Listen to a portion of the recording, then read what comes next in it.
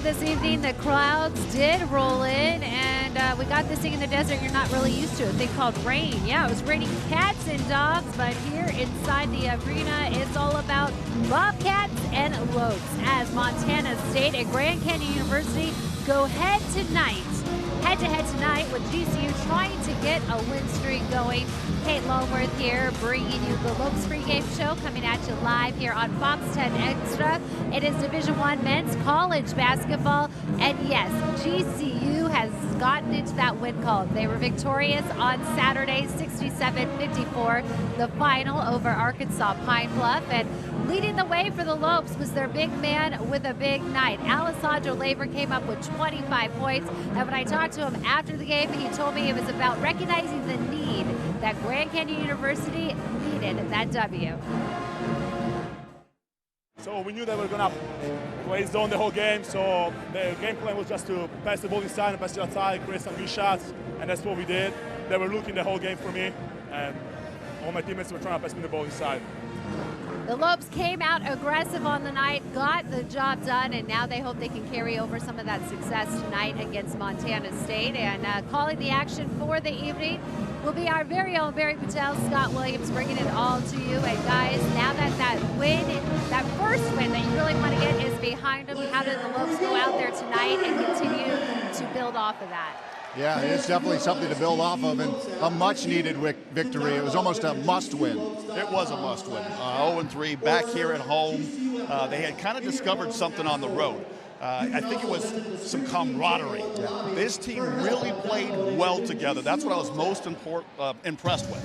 67-54, the final score. Alessandro Laver, a big night for him. They fed him the basketball down low, busting through that zone that Arkansas Pine Bluff showed. They really worked on their zone offense in practice for 2 days preparing for the Golden Lions, because they were like a hot knife cutting through butter, getting that ball into the middle of that painted area and just wheeling it and dealing, whether it's guys looking high to low or driving the ball to the basket for easy layups or pitching it out to outside shooters. They did a great job attacking the soft part of that zone defense. Alessandro Laver, 25 points in the game, a big one. He hit an early three. Early three got him going. I mean, a basket got really huge for him, and he became aggressive. It was like he was a shark smelling blood in the water. All the plays that he had, the pump fakes, the finishing with strength and concentration. I love this one right here. Quick recognition of the defense, turn and pop.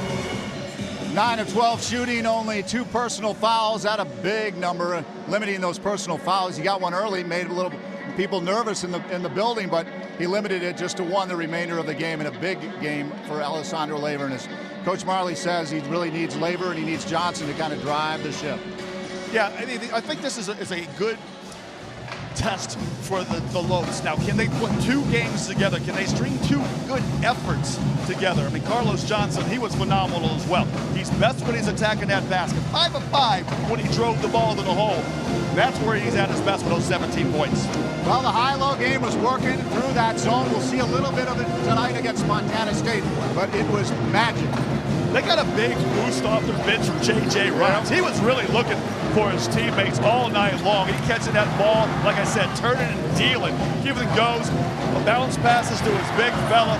The first player in D1 history with some of the things that he accomplished last Saturday night in a Lopes jersey. It was fantastic to watch the way he played. Such unselfish basketball. Yeah, he's been the first off the bench in 2 of the 4 games. The first GCU D1 player to have 5+ points, 9+ rebounds, and 7 big assists, 20 overall in the game for the entire team. But J.J. Rhymes stepping up, coming off the bench. Yeah, I gotta like Rhymes. I just think this is one of those guys that Coach Majerle can rely on every night. Doesn't make a lot of mistakes on the floor, understands the offense, understands the importance of getting his big man going. And credit Laver, because he stayed on the floor, stayed out of foul trouble the first time all season long. And once he was doing his damage inside, the Golden Lions had no answer for him. It really opened up the outside game for some of the Lopes shooters. Look for some of that same support coming off the bench for the Lopes against Montana State. Wow, the Bobcats, winners of 4 straight. They're 4-1. They're coming back from the Spartan Invitational, winners of 3 straight. They limited their last opponent to just 39 points in the game. They're 21st in the nation in opponent defense. They're coming in, they're stifling opposing teams. This is going to be a tall order. I had a chance to talk to one of the assistants beforehand. He says, these guys are not very talented. They just got them playing hard right now. They love playing for one another, and it shows on the way they go out there and they just shut teams down. How about the guy, their leading scorer is from Oslo, Norway. Not a skater, not a hockey player, but Harold Frey is lighting it up. Yeah, he said he doesn't look like much of a player, but here with the game on the line, he knocks down a buzzer beater from half court to give a 1-point victory in the semifinals. They go on to win on Sunday to take the tournament title.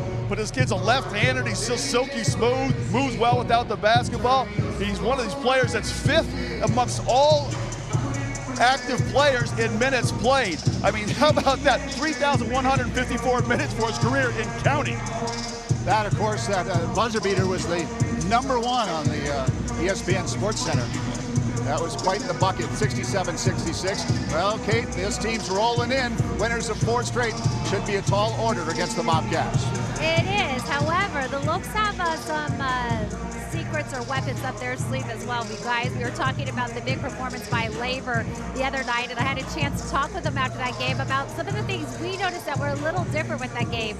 Not just with his playing style, but yeah, he got a little lighter out there. He got rid of the facial hair, and he also swapped out for a new mouth guard. It was a bright green one. And after getting the win, he said he's, of course, going to stick with that tonight. So I kind of want to just put that back on you guys. Some superstitions, perhaps? I don't know, Barry, before a game, do you have to follow a certain routine? And Scott, now that you're no longer a current player, you can talk about these things. But were you a superstitious player? Yeah, Superstitions. it's so loud here, Kate, I can barely hear you, but I did have some superstitions. In fact, I had so many that became superstitions. I always had to line up on the sideline, furthest away from the team bench during the national anthem. Always had to walk up the ramp and not take the elevator to Madison Square Garden. There was so many of them, I just said, forget it. I'm just going to go out there and ball. I know Coach Majerle likes to have at least one sock inside out when he played, and even on the sidelines here for GCU, that is definitely one of his superstitions. Yeah, I try to gain a pound or 2 every game, and so far it's working really well. And then the hot pretzel before the game, also kind of a tradition, right? Yeah. So, hot pretzel. That's the extent of my superstitions. How about you, Kate? If they're winning, you have to drive the same way to the arena or the ballpark, whatever you're covering each day. Although nowadays with Waze, I really just follow what it needs for the traffic, so I had to switch it up. So last game, my photographer who's with me right here, he got me a coffee, a very specific one from GCBC, so I had to get that same one tonight. So I'm doing my part to help the Lopes get the victory, I would say. Good luck for that as well. It's loud in here for the team, and it's amazing because this is the last matchup before the Paradise Jam in the Virgin Islands for the team. Well, I expect the Lopes to feed off this energy tonight. Well, we'll send it back upstairs to you, Kate. All right, we'll see how it all plays out and how our superstitions help the team. But first, we also are going to take a quick break here. So if you need that cup of coffee, you can grab that as well. And when we come back, I will check in with the Lopes insider, Paul Coro, to get his intake of what the team needs to do tonight to keep that win streak going.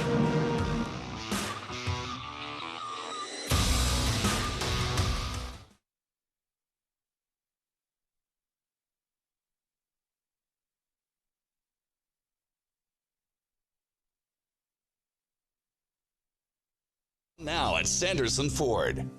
$1 cash back. Save 20% off on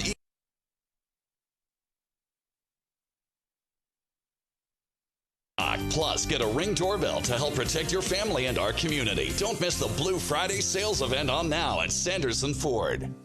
Water, it rocked our world. I had no idea the amount of damage that water could do. We say, hey, that's a privilege. We're the Bakers and we're USAA members for life. USAA. Get your insurance quote today. They always do. Sergeant Baker, how are you?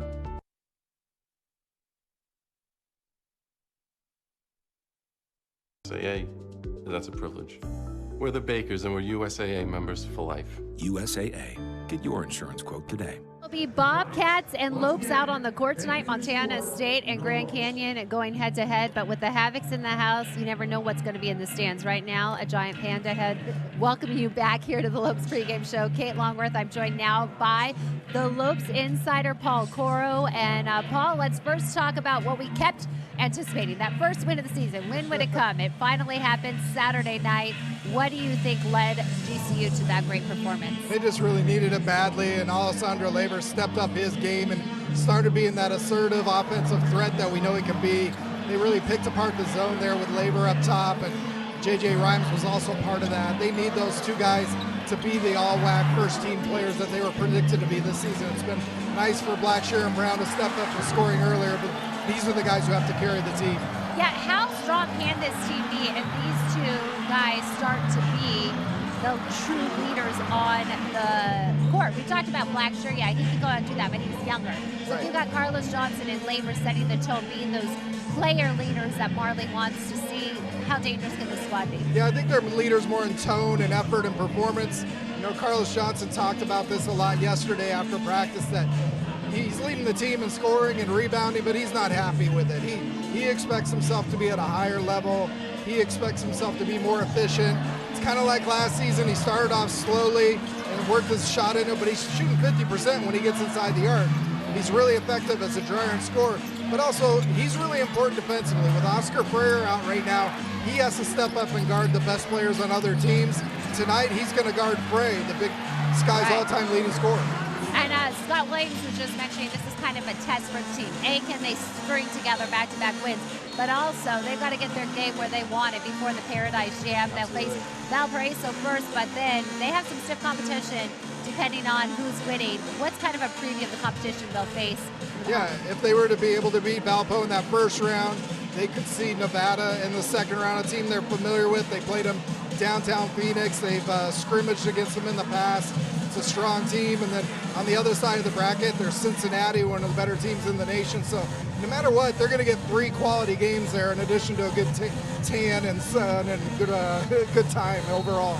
And then also we will be following them in that tournament. But coming up to switching sports for women's volleyball, they got the second seed, first round bye. We're talking women's volleyball as they enter the WAC tournament this week, later this week. What are you anticipating?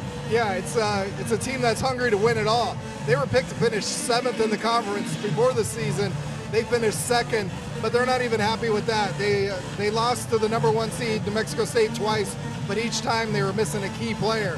So they've gone in and earned a bye. So they're 2 wins away from the NCAA tournament. And they're a team that, you know, they're 23-5. There's only 18 teams in the country with that many wins. They're not lacking for confidence, no matter what they've come. They're one of the biggest improvements in the nation. Right, I know, and I think you see with them just how valuable chemistry can be. They really bought into what Coach Nolan is doing out there, and the team is executing and playing together. And then kind of just staying on the women's side, but checking in with basketball. How's Nicole Powell's squad coming along? I know we've been talking a lot about youth leading that team. Yeah, they're off to a 2-1 start. They have a really young team, and you expect some bumps early, but they've actually performed really well. The game they lost was an overtime loss, and she's had a rotation of 11 players, but only one of them's an upperclassman. This is freshmen and sophomores doing it. Ironically, with the men playing Montana State here, the women are up in Montana tonight playing the other one, the Grizz. Keeping it in the family kind of the 2 states. And then lastly, just as this team continues to, the team behind us, the Lopes, check in with some big competition out there. How is that just helping the Lopes prepare for that WAC play that will start at the beginning of the year? Well, they're really having to figure out this unit right here because they've been playing a tight rotation that really hadn't played a lot together before, and it's a challenging schedule. You know, this game here, this is a really good team, 4-1 team. They're going to play teams like Liberty, the teams we talked about, Paradise Jam, and all the while, you know, they still got some manpower coming down the line, but they got to get through this month without saying, oh, we'll be better in a month. Right. You know, this crew right here has to get some wins now. And, you know, of course they always want to build toward the WAC, but you start looking around the WAC and not everybody's a little bit vulnerable right now. New Mexico State is lost, and UTRGV is not as good as people thought. Utah Valley might be a surprise, but tonight's the night where you start building a little bit of momentum. I think if you can capitalize on what they did the other night and take a step forward with that ball movement and the defensive intensity that they want to have. Right, and intensity is what Dan Marley is all about. So thank you so much, Paul Coral, for joining us. You'll catch him on the radio side. But when we come back, Dan Marley is coaching his 200th game with GCU, and he will check in with Arbery Buchel. We'll get the game plan right after this.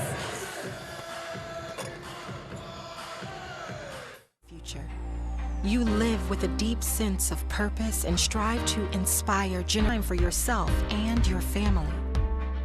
Today, you can learn anywhere and anytime, giving kids a look into the technological advances that pushed you forward. Being strong and compassionate makes you a role model through this formative period in their lives.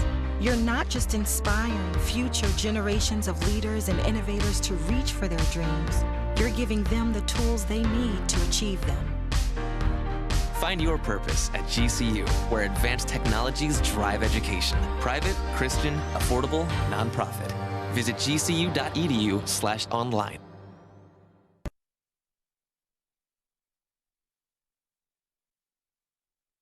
Find your purpose at GCU, where advanced technologies drive education. Private, Christian, affordable, nonprofit.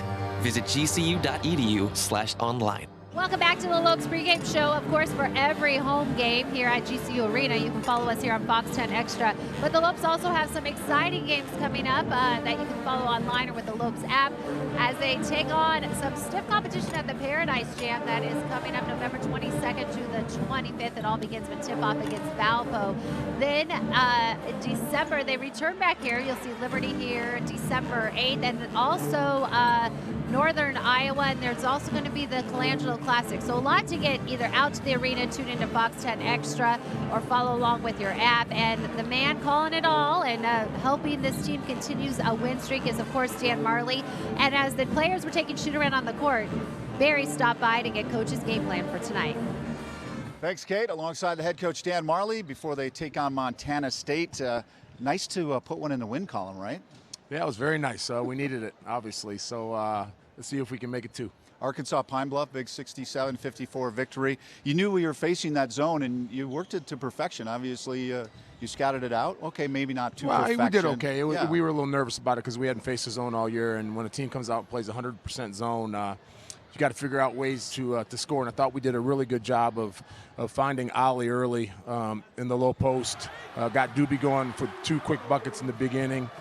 Get to that high post and work Ollie in the baseline, and we got to get him going. I thought not only Doobie but JJ did a great job of coming in off the bench and working that high post and giving him the ball and giving some great feeds. Ball movement. I mean, maybe you hadn't seen that in the first 3 games, but you had to move the ball working through the zone. Zone, you got to make the zone move, and you got to go inside out. You got to get to the middle, got to get to the short corner, and our guys figured that out. And tonight, this team will play a little bit of zone also. They play man, so whatever they play, we got to continue to share the basketball. Well, one guy that would reap the rewards of working through that zone was Alessandro Lever, 25 points on the night. Yeah, it was good to see him and Carlos get it going. And as I said, we really concentrated on trying to get Ollie some shots. And I think this was a big one for him, where he hit a 3 early to kind of get his confidence going. And then again, just putting him on the baseline, and with his newfound athleticism, with dropping those 30 pounds that he's dropped, he's finishing well around the basket.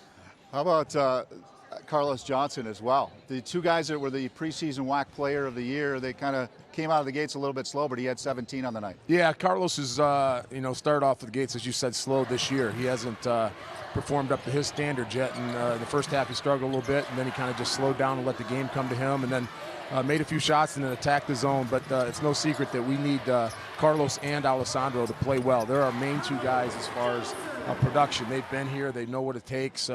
They've played in the rigors of the WAC conference and in the tournament. So those 2 guys have to be our leaders. And sprinkling a guy like Javon, who's a freshman, who's been playing great. Doobie, a 5th-year guy. Isaiah, who's been very solid. All those guys got to perform, but I think it starts with Alessandro and Carlos. And what was key for Alessandro was staying out of foul trouble, just 2 on the night. Yeah, and he picked up the first one in the first minute of the foul again. Scary, yeah. Well, it's every game. And it's just, I can just mark it down that the first play, Ollie's going to pick up his first foul. So we got to keep him out of foul trouble, but he's also got to do a better job of playing defense. I think he's so concerned about not getting fouls that he just kind of just exists on the defensive end, and we need more from him. Not only him, everybody on our defense. We just need a little bit more effort. Javon Blackshear, he's a guy that's highly touted in regards to defense. Are you seeing enough early on from him? No, and that's probably not his fault. He's a tremendous defender, and again, with the lack of depth from our bench, we're trying to keep all these guys out of foul trouble, so we've backed Javon off a little bit. I think I'm going to try to get him out and playing more aggressive defensively. That's what he wants to do, but he's got a good job, have to do a good job of being smart, play with his feet, and not pick up a lot of fouls. First guy off the bench in 2 of the 4 games have been J.J. Rhymes, and he had a big game against Arkansas Pine Bluff. One of JJ's strengths is his passing. He's a really smart player with the basketball. He wants to get other people involved. He did a really good job of that, passing the basketball, had assists. What I really liked about that game is he rebounded the basketball. JJ is an undersized 4-man for us, but he is athletic. And the thing that he's got to concentrate on is he's got to really rebound the basketball, make those passes, but on the defensive end, just like everybody, really lock in and understand what we're trying to do. Montana State, you mentioned they come in, they're going to play a little bit of zone. You're going to have to work through that as well. But here's a team that's won 4 straight, and they're shutting teams down defensively. One of the best teams in the country defensively, and they're playing unbelievable basketball. Who's scheduled these? They're really good. So they, led by their point guard who averages about 26 and 6, can really shoot it deep. So yeah, this is going to be a team that it's going to give us all we want, and we're going to have to play really well to win. They seem to really find their rhythm, and they've coming from Greensboro, North Carolina, in that Spartan Invitational where they won 3 straight. But you talk about defensively, they limited their opponent to 39 points in their last matchup. They play a lot of method defense, which means they're going to guard you according to how you play. So if you can't shoot, they're going to play off of you. So I tell our guys if you're wide open, I tell you guys if you're wide open, there's probably a reason.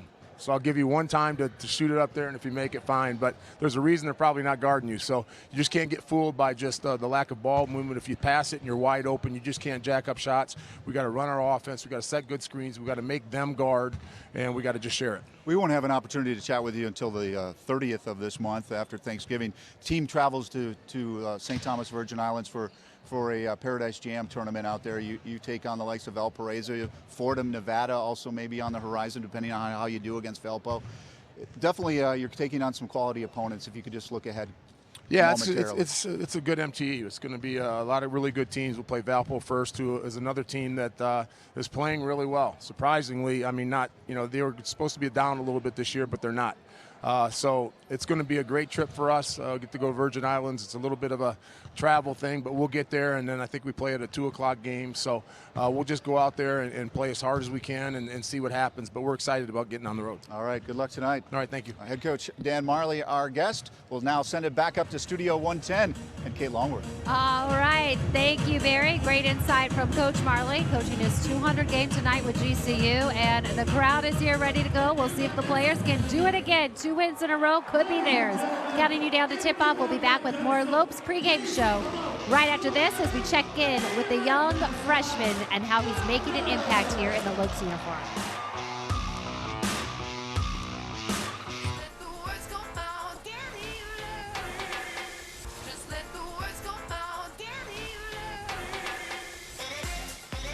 No calories, no sweeteners, all smiles. Bubbly, sparkling water. Crack a smile. Canyon State Credit Union, a local credit union serving the Valley for over 65 years, can assist you in buying your first home, refinancing your current home, or if you're dreaming of a retirement home. Canyon State Credit Union can provide you with a fast and affordable solution that meets your needs. Let Canyon State Credit Union run the numbers on your dream. Visit canyonstatecu.org or call 623-580-6015 for more information. Canyon State Credit Union, committed to you. We do business in accordance with the Equal Credit Opportunity Act. MLS number 410376.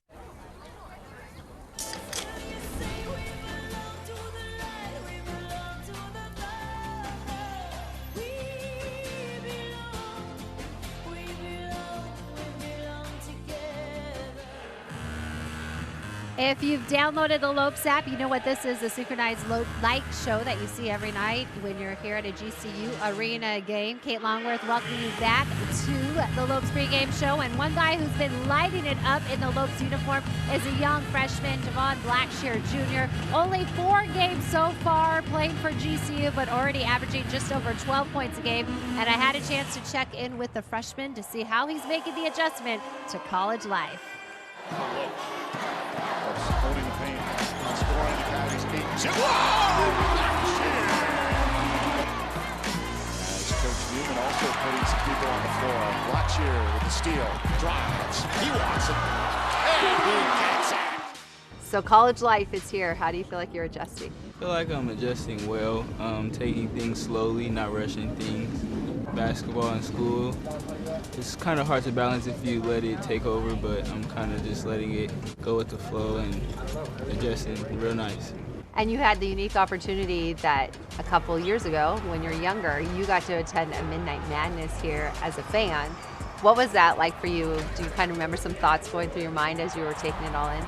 I attended 2 Midnight Madnesses, so I got a good feel for that. Very exciting crowd, very supportive crowd. When I got to the tunnel and she said, wait till they call your name, then go. When I went, if you see the video, I had a huge smile, didn't know really what to do. It was just let it take over and have fun.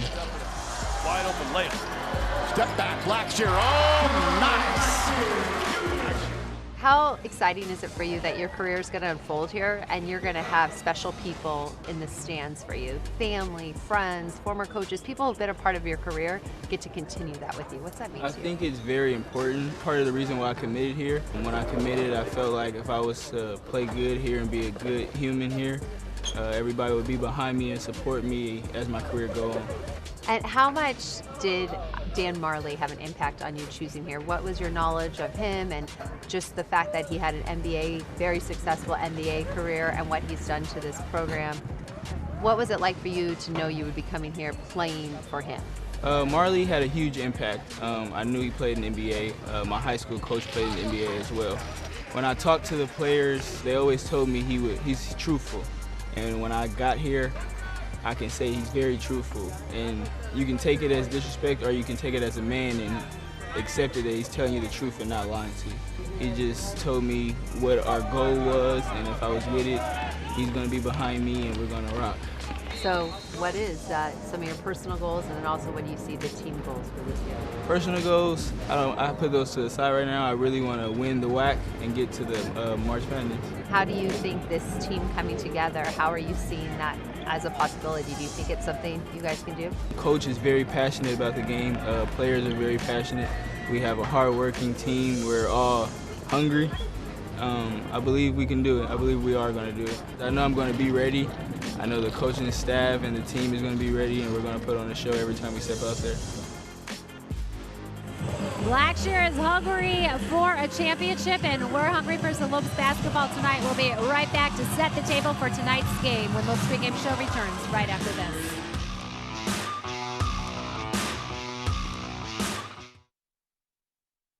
I'm Courtney, and I'm earning a master's online at GCU in Christian ministry. My husband is in the military, so we move a lot. I really wanted a school that would support me no matter where I lived, and GCU was a great fit for that because although it's a rigorous program, I really enjoy that I get to do it on my time. Sometimes that's at a coffee shop, sometimes it's in my office. Faith is a big part of my life. I play violin in my church, and I get to express my gifts and worship God. I pray continually, and I just really try to seek God. I really wanted to go to a school that could highlight that and worship God freely, and GCU definitely gave me the platform to do that. Being an online learner at GCU, I've really made a personal investment in my own life that is giving me such confidence to go into my field, not only to become an expert, but be a change agent for the world. Find your purpose at GCU, where advanced technologies drive education. Private, Christian, affordable, nonprofit. Visit gcu.edu/online. Another packed house here at GCU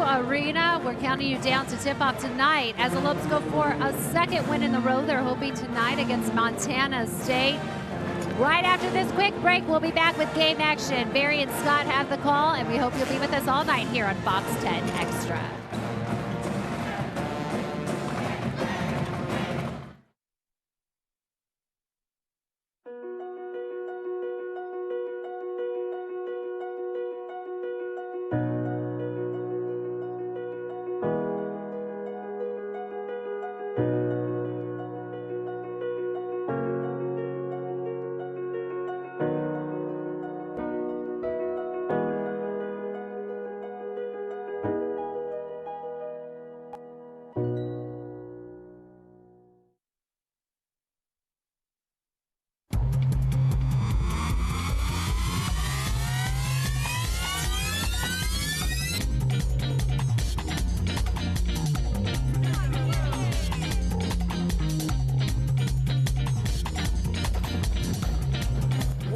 one more member on our roster. Streets of New York is proud to announce Grand Canyon University to our winning team. We are now the official pizza of GCU. Go Lopes.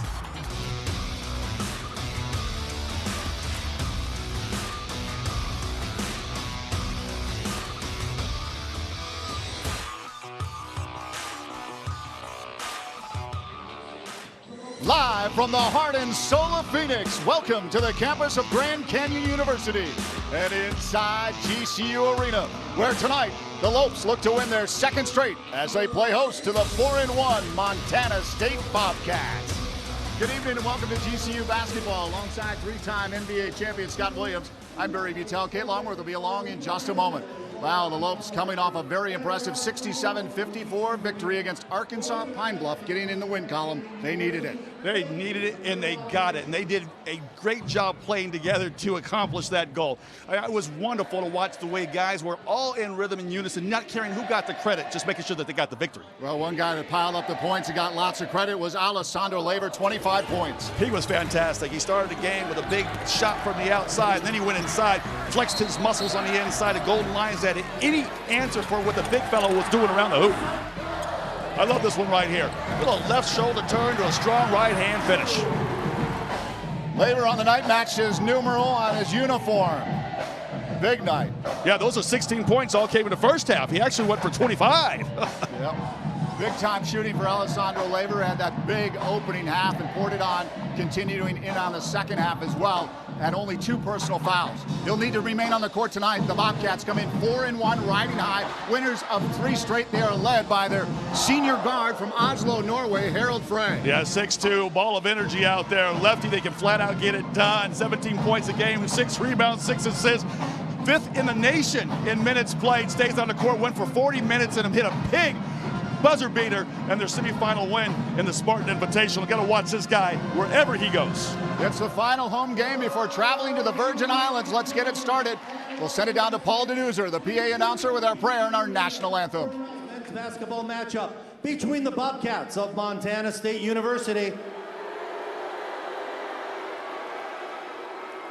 and your Grand Canyon University and Lopes. Ladies and gentlemen, at this time, we ask that you all please rise if you are able. Gentlemen, please remove your caps as we begin this evening's competition with the word of prayer. Tonight's prayer is led by Matt Tomovich, a sophomore majoring in biomedical engineering and a member of the Thundering Herd Pep Band. Please bow your heads with me. Dear Heavenly Father, we are so grateful for this day and for this beautiful rain you have brought to Arizona. We thank you that we can come here and join in community and fellowship and just come to worship you, Lord. I pray over everyone here as we cheer, we coach, we play, and we ref, and you use the talents that we've given us and that we can use the talents to better glorify you. I pray over these athletes as they play today. Let them play their hearts out and keep them out of harm's way. Thank you for your grace and your everlasting love. Amen. Thank you, Matt. Fans, please remain standing as we now honor America with the singing of the national anthem. Tonight, the Star Spangled Banner will be performed by the 91st Psalm Christian School Band under the direction of Rob Arthurs.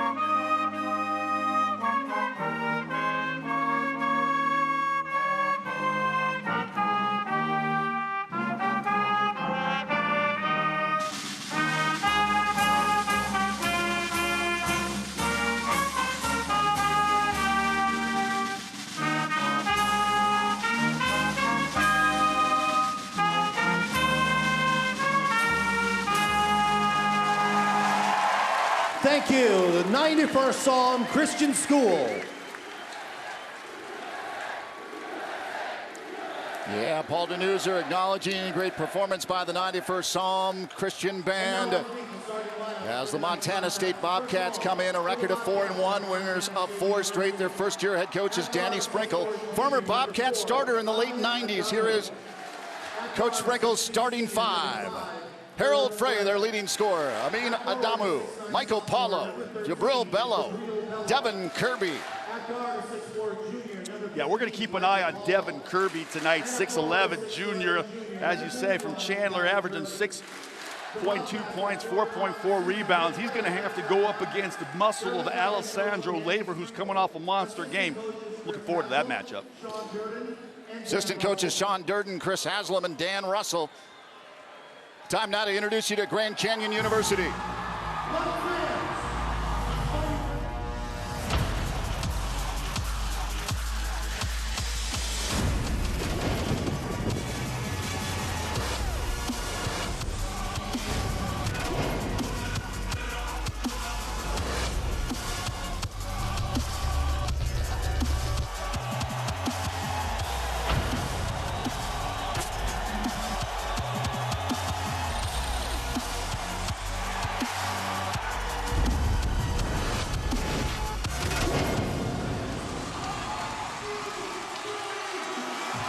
Head coach Dan Majerle, his 7th season, his 200th game at GCU tonight.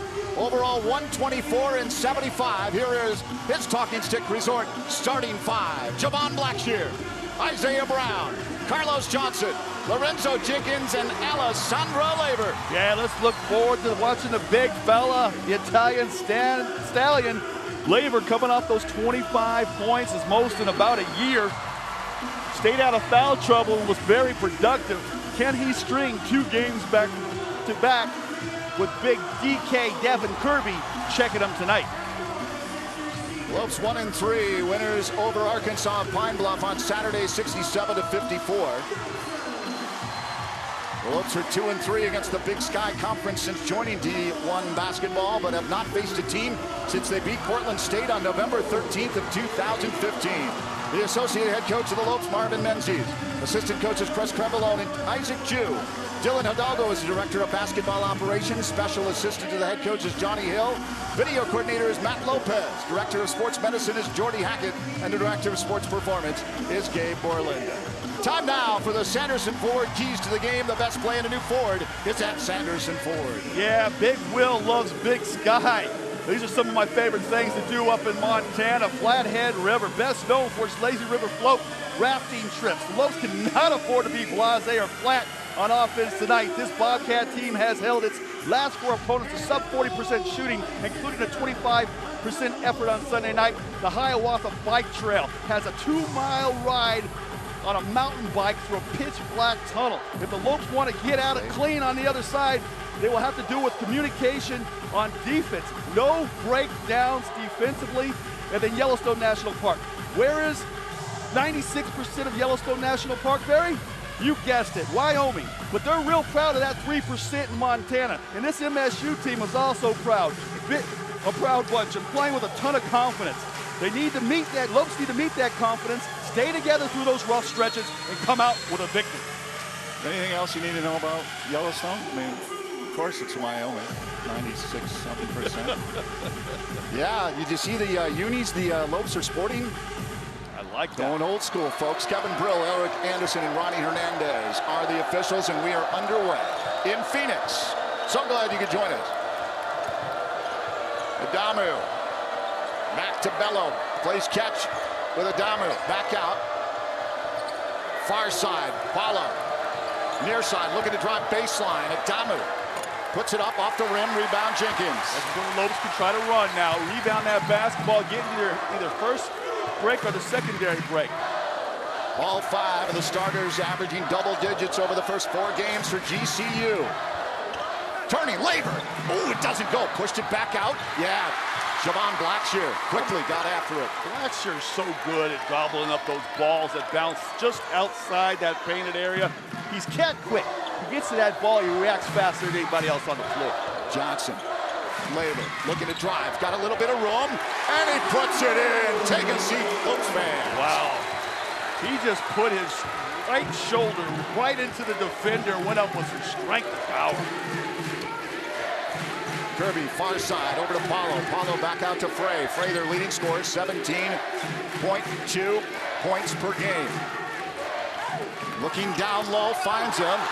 Johnson got a hand on it. Where did Johnson even come from? Bello wanted a foul, not gonna get it.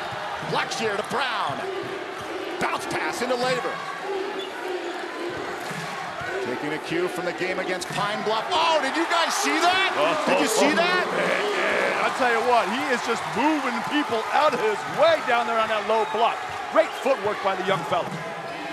Ooh, Frey. Little hop and a skip. Kirby. Frey beyond the arc. Finds a little bit of room. Open look. And good. Jabril Bello. Great offense that time. Great job by Frey with patience to let his big fella step out to that mid-range jump shot. Get his feet set. Gave him a great pass to knock down the shot. Blackshear. Back out. Labor. Wants three.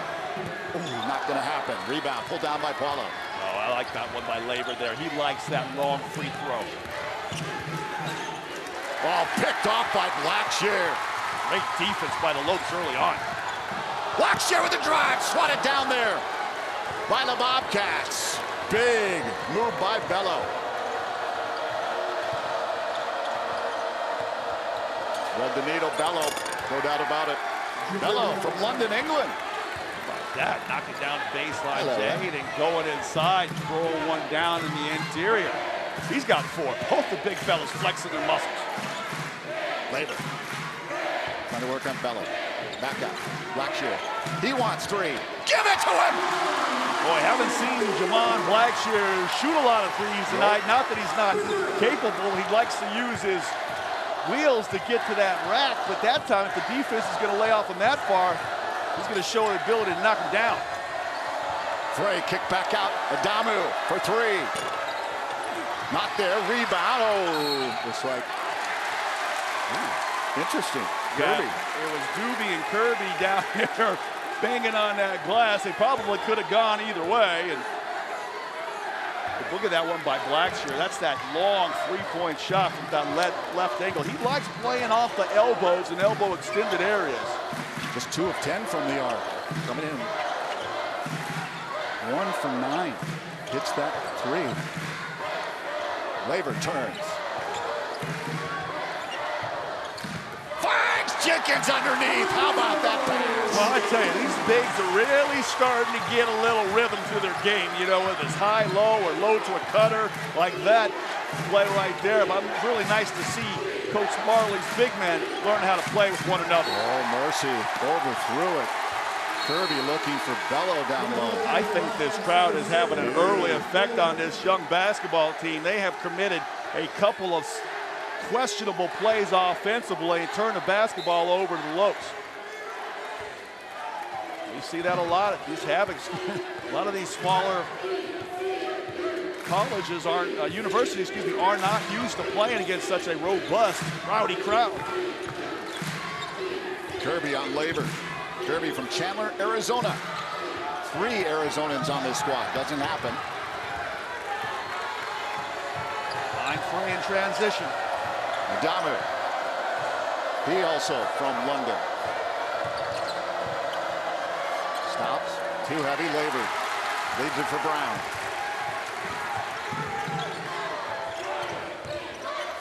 Back out. Labor looks left. Leaves it for Jenkins. Near side. Brown. Cuts baseline. Stops. Pops. Off the glass. Ooh, how did that not drop? Nice move by Brown, but I really like the fact that Labor was aggressive down on that block. He had either option. Throw it into Labor when Labor popped to the elbow. When he drove that basketball, he could have found him down there too. Sometimes you just got to find the hot man. Keep feeding him. Inside, Kirby off the mark. But Zeke Quinlan saw it coming. Yeah, at first I thought, well, maybe he's slinging that to the other side, a design play, but I think that was just a wild right-hand hook. Like you said, playing in front of a lot of friends and family, he's got a little extra adrenaline that he's got to figure out how to harness and get a smooth rhythm to his game. Great catch. Laver trying to move on Kirby. Not enough on it. Now, he thought he was going to get by Kirby and be able to put that ball in straight, but he found himself behind the backboard and had to try to flip it up in an awkward way off the glass. Just couldn't get enough body contact on Kirby to draw the foul. Blackshear got laid out.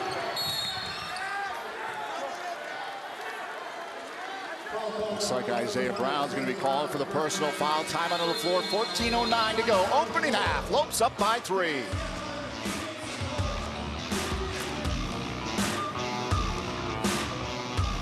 Part of my motivation of becoming a doctoral learner was so I could immediately start using the information that I was learning in the courses as a tennis coach here for my student athletes. I think that it set a good example for those around me to know that things can be accomplished. My name is Greg Prudhomme, and I just defended my dissertation to earn a degree in performance psychology. There's a thunder in all of us. Come find your purpose at Grand Canyon University. Curiosity fuels you. So when you're ready for a fulfilling new career, let your curiosity fuel that change. Grand Canyon University's online degree programs in technology make it convenient for you to achieve your dream. GCU teaches you how to plan for innovation. By applying that knowledge to today's most challenging problems, you're helping to build a better tomorrow. Find your purpose at GCU, where advanced technologies drive education. Private, Christian, affordable, nonprofit. Visit gcu.edu/online. GCU men's basketball is brought to you in part by Sanderson Ford. The best play in a new Ford is at Sanderson Ford. By BSN Sports, the largest provider of team sports equipment and apparel in the country. And by SRP, delivering water and power. Barry Butel, Scott Williams, Kate Longworth from Phoenix. Those vintage Grand Canyon unis. Back in 1988, the third NAIA national champion. Paul Westphal leading the way for the Lopes. Westy was coaching that team. 37-6, set a school record for most points, field goals, free throws, rebounds, assists, steals, and wins in a season. That's impressive. I like those black unis. You like them? I do like them. 64-18 as head coach was Paul Westphal. Ben Lindsay, the head coach of the other national titles in 75 and 78. That's right. Just after a timeout, this team is just a little out of sync right now. 3 turnovers. I really got them at 4. I don't know the stat sheet's got them at 3, but I got them at 4 turnovers here in the first 6 minutes. I got to keep the stats too. Yeah. Multitask. Johnson steps up. He looks for 3. Oh, not there. Rebound is loose. Frey picks it up. Frey, their leading 3-point shooter. Driving, underhand, drops it in. Look out. Look, Carlos Johnson picked him up in that transition and picked him up about 3 feet outside that 3-point line. And he just doesn't look like Frey would be that fast, but he went right by Johnson. Near side, Blackshear. 1-point Lopes lead. Blackshear stops just beyond the key. Not there. Wow, it's getting chilly for the Lopes after they started strong. 0 for their last 5. 2:52 and counting for the drought. Frey from way downtown. Wow. Blackshear down there cleaning up that defensive board. Blackshear. J.J. Rhymes comes off the bench. Brown. Rhymes, ooh, careful. Blackshear moves right. Step back. Brown for 3.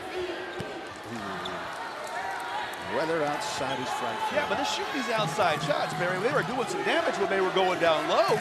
If it ain't broke, don't fix it. Continue to attack that inside. Brown. Oh, he tried to bounce it in off of Leighton Ricketts. Carlos Johnson reaching that time. Got to slide those feet. Frey's a lot faster than he looks. You just got to slide your feet. Well, Marley said in the pregame show, if you got an open look for a shot, they're giving it to you because they think you can't make it. Yo, that's right. That's right. Yeah, exactly. I mean, I was talking to somebody before. Talking to Michael Potter before the game. I said, if you got an advantage, you use it. You didn't see Shaquille O'Neal shooting 18-foot jump shots. Yeah. He had a huge size and strength advantage. He'd go inside, do his damage. Much like that. Lead change. Okpo. 6-0 run for the Bobcats. They take the lead by 1. Winners of 4 straight. Traveled cross country from Greensboro, North Carolina.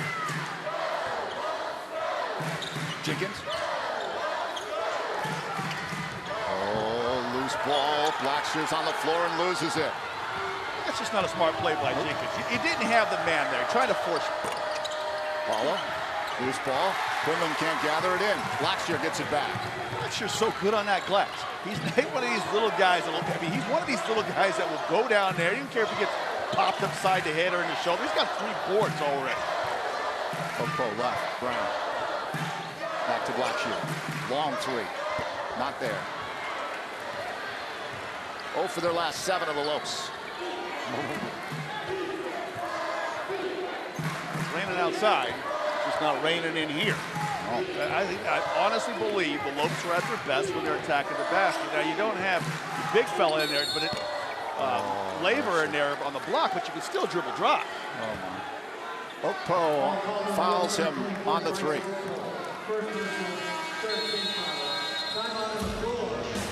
Look at Montana State really working that ball around, find the big fella down low, and he delivers. 44 Rangers now in the stalls, starting at 28.9. Head Ford, 44 Rangers now in the stalls, starting at 28.9. Head on in to Arizona's largest Ford dealership and head out in a new Ford. This is Sanderson Ford Country. About time you washed it. Getting ready to trade it in. What are you doing? Just a little shopping. Wait, a new truck. Don't you think I should be involved? Of course. We'll head over to Sanderson Ford as soon as I'm done. I don't have time today. Hope we're going with 4 doors this time. Ooh, of course. I know exactly what I want. I mean, we want. A lightning blue Ford F-150 Super Crew with EcoBoost. All done. Shop from home, buy from home, we deliver. From the dealer you can trust, Sanderson Ford. Came through drippin', drip, drip. Came through drippin', drip, drip. Came through drippin', drip, drip. Diamonds on my wrist, they drippin', ice. Came through drippin', drip, drip. Came through drippin'. Mountain Dew Ice, a clear, refreshing lemon lime dew.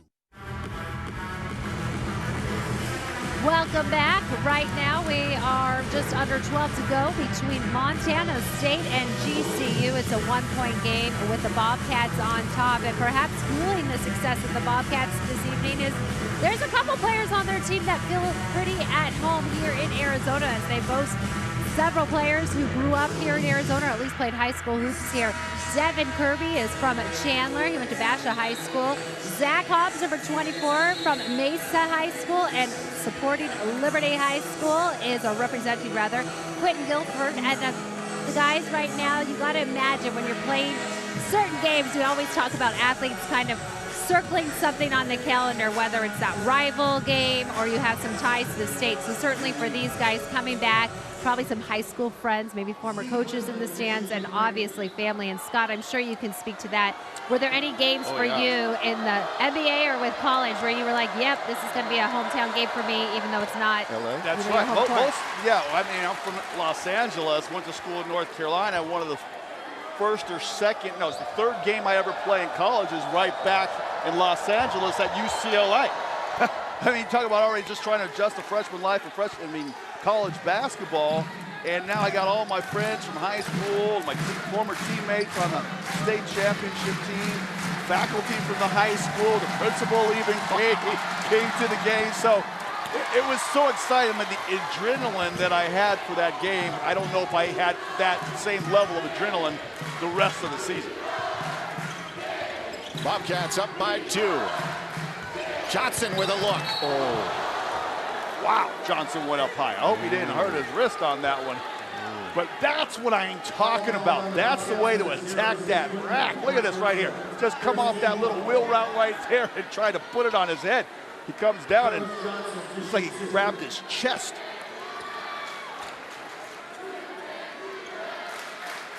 Quinlan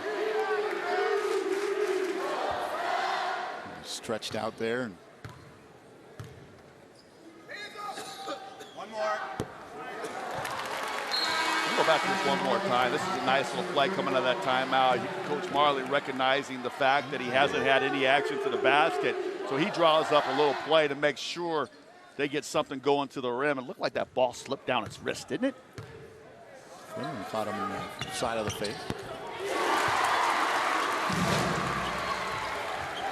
Cuts the lead to 1. Frey brings it up.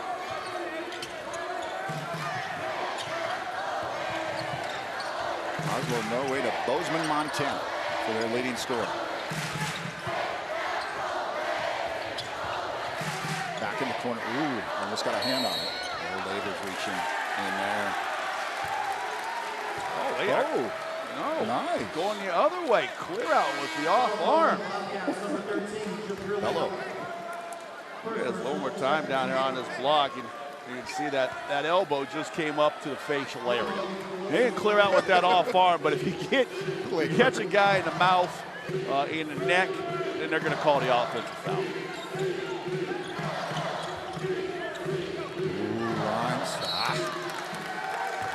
They're playing tight. Yeah, well, this team scraps. There's no doubt about it. 25%. They're to Tennessee Tech. Granted, Tennessee Tech ain't that great, but I mean, you hold a team to 25% shooting. They have held the Lopes without a field goal for the last 5 minutes and 40 seconds. Inside, gets away from Bello, and apparently they're saying it's off Rhymes. Yeah, Rhymes with the big-time acting job underneath the basket. I mean, there was the slightest collision, and Rhymes went down like he got shot by a cannonball. Unbelievable. Frey, left hand. Got to take away his strong hand. His kid, I'll tell you what, he reminds me of Scott Skiles. You remember little Scott Skiles running around the NBA, played here in Phoenix? And that dude, he could fill it up from the outside, but he could also drop 30 assists on you, too. Oh, Laver doesn't connect. Rebound pulled down by the Bobcats. 0 for their last 8. 2 of their last 12 for GCU. Still close. That 3 off the mark. Under 10 to go, opening half. Setting up the drag screen right here. Popped away from him. Jenkins. Rhymes. Inside to Laver. Laver eyed by Bello. Gets some support over there by Ricketts. Back over to Brown. Brown's eyed by Frey. Moves left. Ooh. Brown's called. This is a smart basketball team. Yeah, well, I mean, the ball hits Brown's hands and he stops. He stops with the basketball and wants to go one-on-one. The contrast, J.J. Rhymes gets that basketball and he swings it on to the other side, try to catch the defense in rotation. Got to move that ball from side to side to create your opportunities.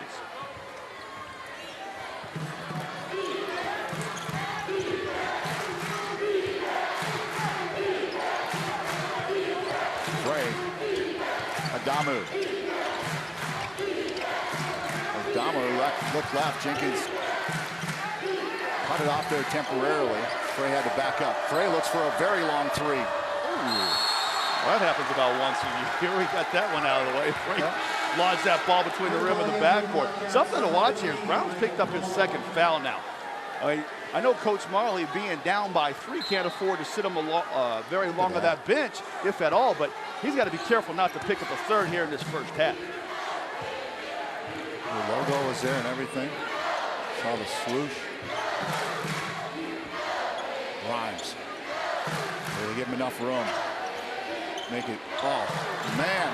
Sorry, but what were you thinking? You know, they were so good against that zone the other day. Now they've forgotten how to play against the man-to-man offense. Drops. 5-point lead now. Approaching 8.5 to go. Excuse me, Bear. They're getting that ball below that free throw line, whether they're attacking from the wing or the top. And that ball gets below that free throw line, putting a lot of pressure on that defense. Jenkins to his left finds Rhymes. Rhymes back to Jenkins. Jenkins for 3. I see these guys in the warm-up line, and they make a lot of these outside shots, but for whatever reason, when the game starts going and that popcorn's popping and the lights are bright, they're not falling down the same way. They got to realize they're down 5. If you're up 5, up 7, that's not a bad shot. When you're down 5 and your strength is inside, you got to go inside. I hate to keep harping on it, but I'm about to take a memo down to the bench and say no more outside shots, guys. Pound them inside. Adamu not there. Rhymes with the rebound. That's one thing they're doing. When they're getting a stop, there is no second chance opportunities in those gold jerseys. Blackshear Rhymes with the open seam, up high and in. It ain't hard. Woo! It's an easy game. If you make it easy. Nice job moving that basketball and then driving it hard to the bucket. 11-1 run for the Bobcats. Foul underneath. Got Labor. 15-12, the Bobcats over the Lopes. Look at this one more time. The rhythm, the rhyme. I mean, it's poetry. It's like a jazz move out there when you're playing together and you're just feeling the flow and reacting and attacking. They give enough room, they give a little cushion where I would think, oh man, that three looks sweet. But they're doing it on purpose, obviously. That's what they want to do. They know that they got a soft underbelly, and if they attack them inside, that's where they're going to get hurt. So they lay back off the shooter just long enough for him to think he's getting a clean look. But they close out on him, get a little bit of a distraction, get a hand in their face, makes it a difficult scoring opportunity. Labor owned it down low against Arkansas Pine Bluff, but the bodies are a lot bigger for the Bobcats. They are a lot bigger. They've already blocked a couple shots inside, but it doesn't stop you from having to attack. I mean, I love this one by Labor because he's just using his athletic ability and that loss of weight to be able to come down there with some good footwork and scored a couple easy buckets inside. Those are the first 4 points of the game. But then they fell in love with that outside shot. They've been 1 of 8 just during this last stretch here. But when they're sharing the basketball, they're playing, they're cutting, they're reacting to each other, that's when they're at their best. The one-on-one stuff, the long shots, that's got them in at a 3-point deficit. Bobcats with 4 fast break points. The Lopes don't have any. All season long, Canyon State Credit Union, for all the 3-point shots made by the Lopes, will be making a donation to the Students Inspiring Student Scholarship Foundation. For more information, log on to giving.gcu.edu. I'd encourage you to check out that site and find out more about the Students Inspiring Student Scholarship. It is a tremendous, tremendous program. Alessandro Labor, 4 points, 2 boards early on here at 25 against Arkansas Pine Bluff. The Lopes' first victory of the season. He was great in that game. It just, you know, he said he shaved his beard, he changed his mouthpiece. You know, he was doing anything he could do to get that win. But really what it was is him staying on the floor.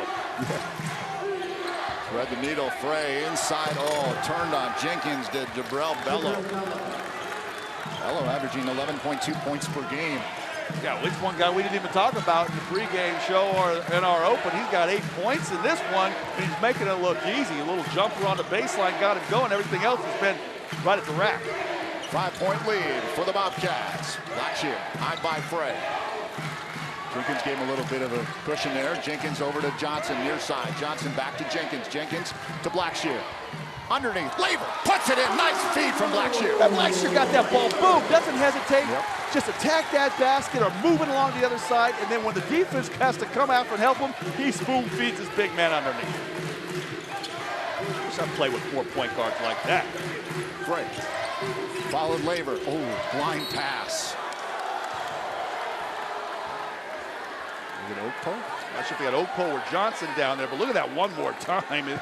Just give the ball to your big man 2 feet from the basket. He knows what to do with it. Blackshear knows how to get a team going, get some assists, but they got to stop reaching down here. 6 fouls, it's 1-on-1s the rest of the way for the Bobcats. Don't like it. Johnson has 2. Didn't agree with the call. Already mentioned Brown at 2.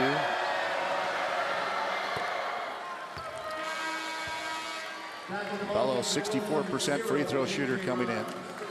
A little bit of a 2-hand push on that free throw motion, but he got it down. Working the Horace Grant.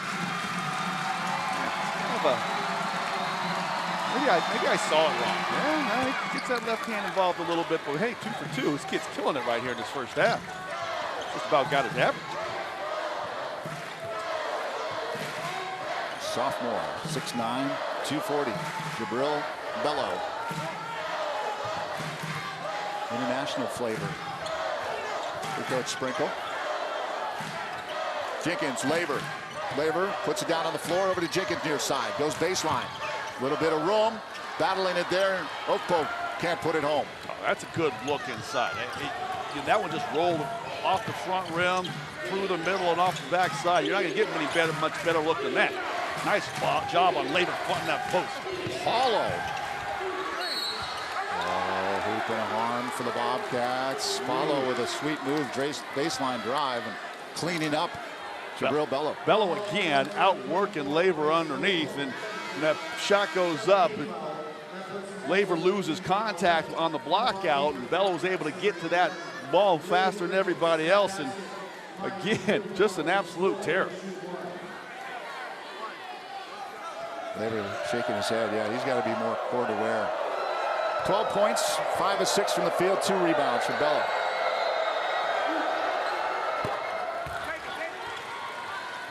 %60 shooting yourself from the free throw line. Huh? He's Yeah. making it look when it's your night, it's your night, because he's making it look easy. That's back rim and down every time he gets to that line. Somebody may have to start double teaming Bello out there. What half he's having. Blackshear quickly, Brown to Laver. Laver trying to move on Bello. Got support from Paulo defensively. Blackshear's in the corner, 5 on the shot clock. Rings out, Laver with the rebound. Oh.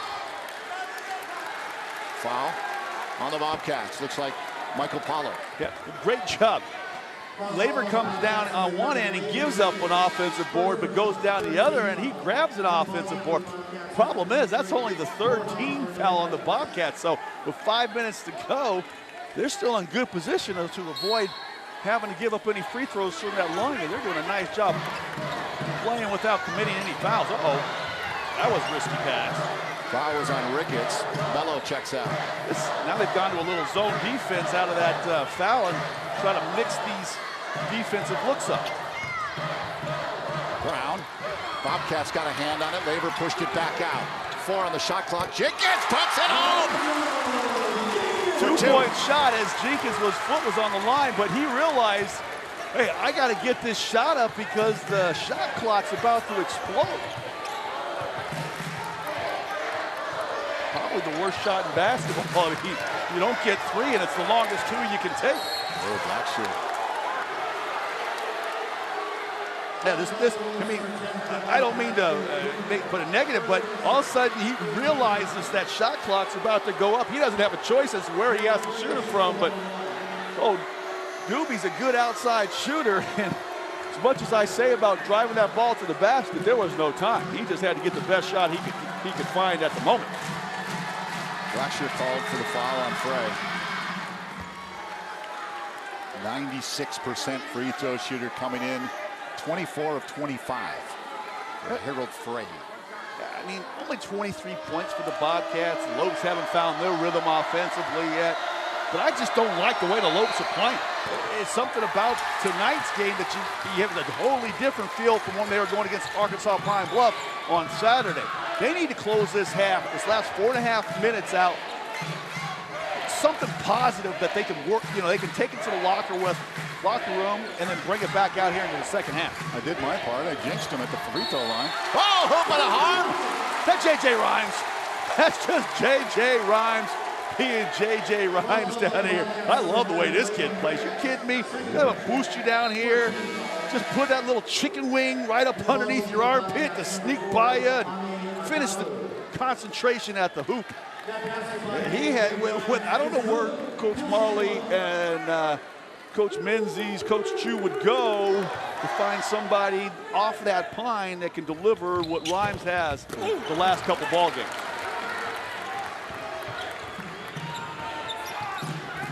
He's come back. I'm nervous. I can't even sit down. I'm so nervous. I'm standing up here pacing. I know you are. You haven't sat down like the whole game. Driving baseline underneath. Sweet move by Amin Adamu. Just too easy. Yeah. That's where they're doing their damage inside. When's the last time they even took an outside shot, let alone made one? Everything that they do is right around that basket. Sag off them like they're sagging off of you and make them shoot an outside. Nice pump fake. Jenkins looks for 3. Good! Lorenzo Jenkins! I like that one. Pump fake. Labor with that little penetration, gets it down there to the letters, and then Jenkins' guys got to come off of him. Not with 6 feet when he goes up to shoot it. Jenkins got 7 points, go along with 3 boards. Frey. Far side. Fernandez in the game. Borge. Frey back to Borge Hernandez. Hernandez. Fernandez, rather, from Bilbao, Spain. That was from the close to, hey, let's not say Barcelona. That was a long way out. That was a long shot. You got to start paying attention to scouting reports. Just 2 of 5 from the arc. It's Fernandez. 3:02 on the clock. 7-point Bobcats lead. Lorenzo Jenkins with a big 3.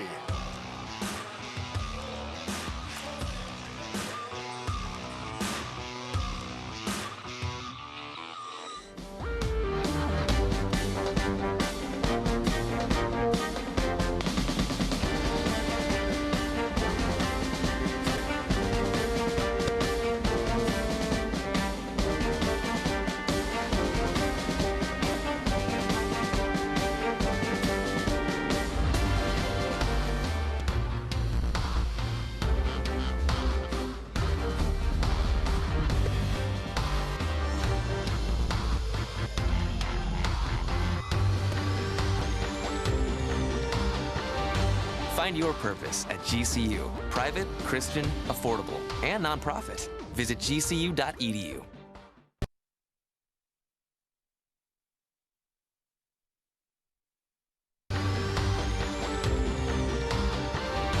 Find your purpose at GCU. Private, Christian, affordable, and nonprofit. Visit gcu.edu. Kate Longworth, welcome you back here to Lopes basketball on Fox 10 Extra, and I'm joined by a very familiar face who wore the GCU uniform for 3 years, Keontae Vernon, joining us after graduating back in 2018. So what's life been like post-GCU? It's been fun. Played overseas in France for a year. Now I'm back right now. My wife is pregnant. I'm working as a chiropractic assistant at Figure Chiropractic in Tempe. And I'm also coaching at Dream City Christian in Glendale. So life is coming full circle right now. And congratulations on the baby to come this spring. We, of course, remember when you proposed to Katie back on senior night. I know that was one of the highlights of your career here, but also you did so much on the court. What memories do you take with you from wearing the Lopes uniform? You see it right here. The environment is crazy. There's nothing like it anywhere in the country, whether it be professional or college. It's ridiculous, and I love it, honestly, and that's why I still come back when I can. Both your high school coach and here, Dan Marley, have said it felt like you were a son to them. I think that speaks volumes when a coach says that about you. What type of pride did you take in the player you were able to go out there and the leader? Honestly, it's just more so heart. You know what I mean? I wanted to come out every single night for my teammates. I love my teammates. I love my coaches. And it was just easy for me to come out and give them my all for those guys, because at the end of the day, they're family, and they still are to this day. I asked you a lot when you were suiting up for this team, but now you can really give me the truth. What's it like to play for Dan Marley? He can't control how many laps you're going to run tomorrow. Just remind me. I love Coach Marley, and I always will. Great coach. If I can go back and play for him again, I would change a lot of things that I did, and I will obviously do them better, but it was great. I loved it. All right, well, we loved covering you. Thanks so much for being here, Keontae. Go have fun watching the game with Katie. And, guys, one thing that's great, we remember Keontae's career on the court, but he was also the first member of his immediate family to earn a 4-year degree. Amen. That's great. I love Keontae. You want to talk about heart and hustle and muscle. There's no reason this dude's breaking bones or cracking. Was he breaking them or cracking them for the chiropractic group he was with? He's realigning them. Oh, okay. All right. I don't know if I'm laying on the table with Keontae Vernon standing over me, man. I'll be like, no, I'm better. I'm feeling good. I'm feeling real good right now. Get you guys next week. If he only had some eligibility left. Right? He'd throw his body around in there on the defensive end, wasn't he? Hard hat, lunch pail kind of dude. Great to see the alums come back. Great to see familiar faces. Josh Braun and Dwayne Russell over in Germany playing. Rimes, Blackshear, 4 of 7 start for the Lopes. They went into a 2 for 14 slump, 3 for their last 4. In the corner, Laver, 3! Good. Well, that's where we do our little pregame show right in that corner. And I was watching those guys one after another knocking down threes. I counted about 7 or 8 in a row. So they love those corner 3 balls. What did you just say? You hit 7 or 8 in a row? No, the Lopes did. Oh, they rotate players. So not one guy did, but all of them collectively. But boy, oh boy, they do not have an answer for Bello inside. He is having his way.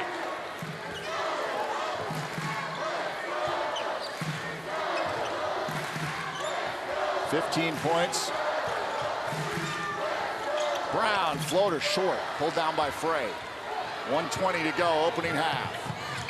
Kate will be joined with the head coach Dan Marley at the conclusion of the half.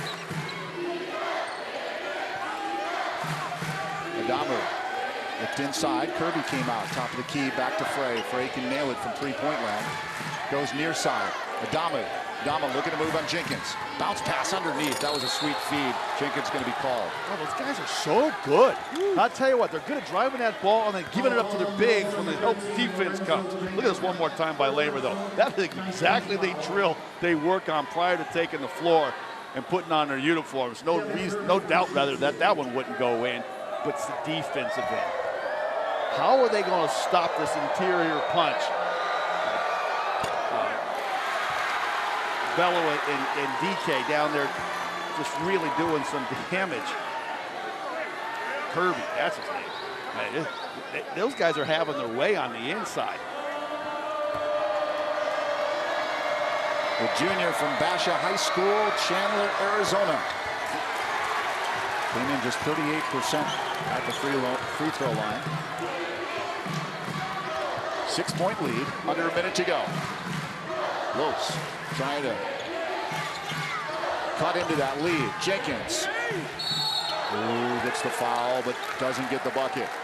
But again, that's a good recognition by Jenkins. They were sagging off him, hoping he'd shoot the outside shot, but he drove it to the basket. Now, there's only 44 seconds left, and that's just the 7th team foul on the Bobcats. So if they can start the second half with that same mentality that we're going to drive it in there, whether we get the bucket or not, at least we're going to get some fouls. So the second part of the half, we'll be going to the free throw line to shoot some free throws.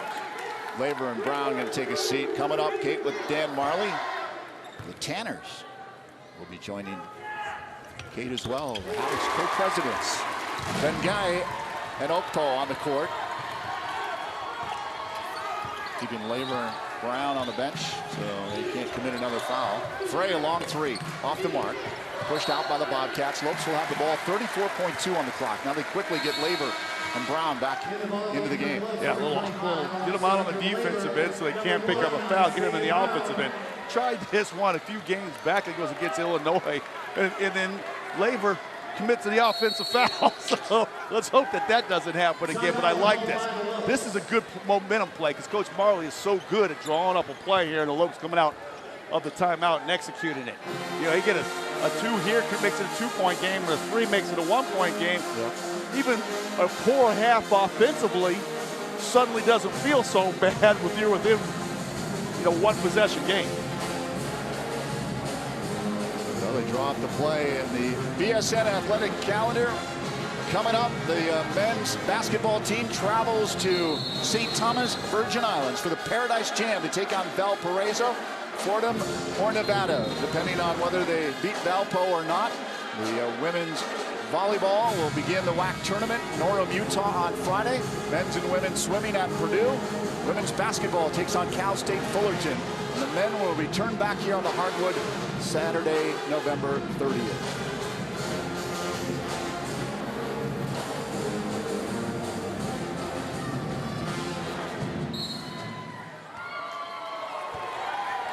Four-point lead.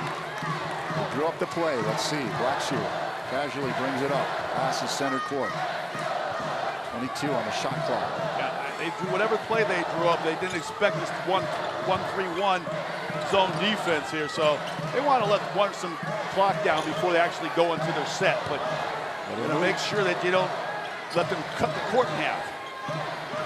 Bounce pass, Jenkins. Inside to Labor! Off the glass and in! Great execution. Wonderful job.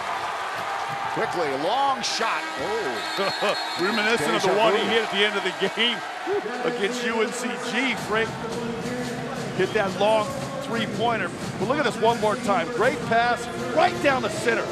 Great strike there, JJ. 2-point Bobcat lead. At the half. Let's send it down to Kate Longworth. All right, well, thank you very much, guys. And yeah, we were just taking a look at that last play you drew up to go into the half.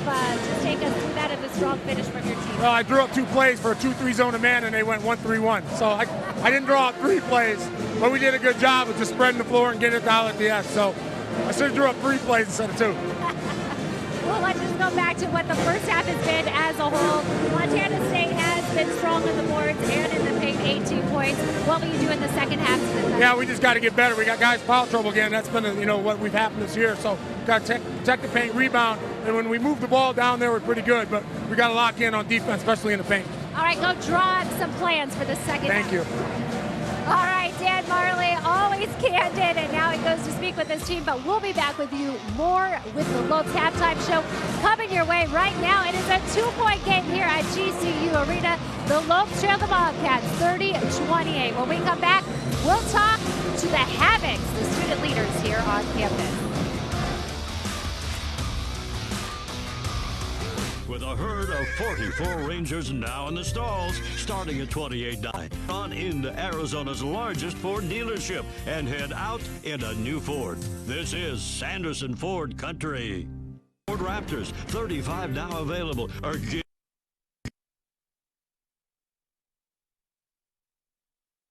On into Arizona's largest Ford dealership and head out in a new Ford. This is Sanderson Ford Country. I'm Courtney, and I'm earning a master's online at GCU in Christian ministry. My husband is in the military, so we move a lot. I really wanted a school that would support me no matter where I lived, and GCU was a great fit for that because although it's a rigorous program, I really enjoy that I get to do it on my time. Sometimes that's at a coffee shop, sometimes it's in my office. Faith is a big part of my life. I play violin in my church, and I get to express my gifts and worship God. I pray continually, and I just really try to seek God. I really wanted to go to a school that could highlight that and worship God freely, and GCU definitely gave me the platform to do that. Being an online learner at GCU, I've really made a personal investment in my own life that has given me such confidence to go into my field, not only to become an expert, but be a change agent for the world. Find your purpose at GCU, where advanced technologies drive education. Private, Christian, affordable, nonprofit. Visit gcu.edu/online. Welcome back. Well, the first half you saw the Bobcats and the Lopes go head-to-head. Right now, Montana State with a 2-point lead over GCU. But right now, entertaining the crowd, a dog. Who doesn't love man's best friend out there, right? Well, that's the halftime show, but Kate Longworth here bringing you into our halftime show and entertaining the fans throughout the game, not just the play on the court, but what's happening in the stands. It's such an experience if you come out to GCU Arena, and that is because of the Havocs, the student fan section, cheering section here. And I'm kind of a Kate sandwich because I'm joined by the Havocs co-presidents, Tanner and Tanner. Clearly, it's a prerequisite that had to be your name to be a part of this. But I'll start first with Tanner Snyder. What does it mean to you to lead the Havocs, this incredible student cheering section? I mean, the Havocs are just full of community. It's I've met all my best friends, and it's just such an incredible experience. It was pouring down rain today, and we had people in line at like 3 p.m.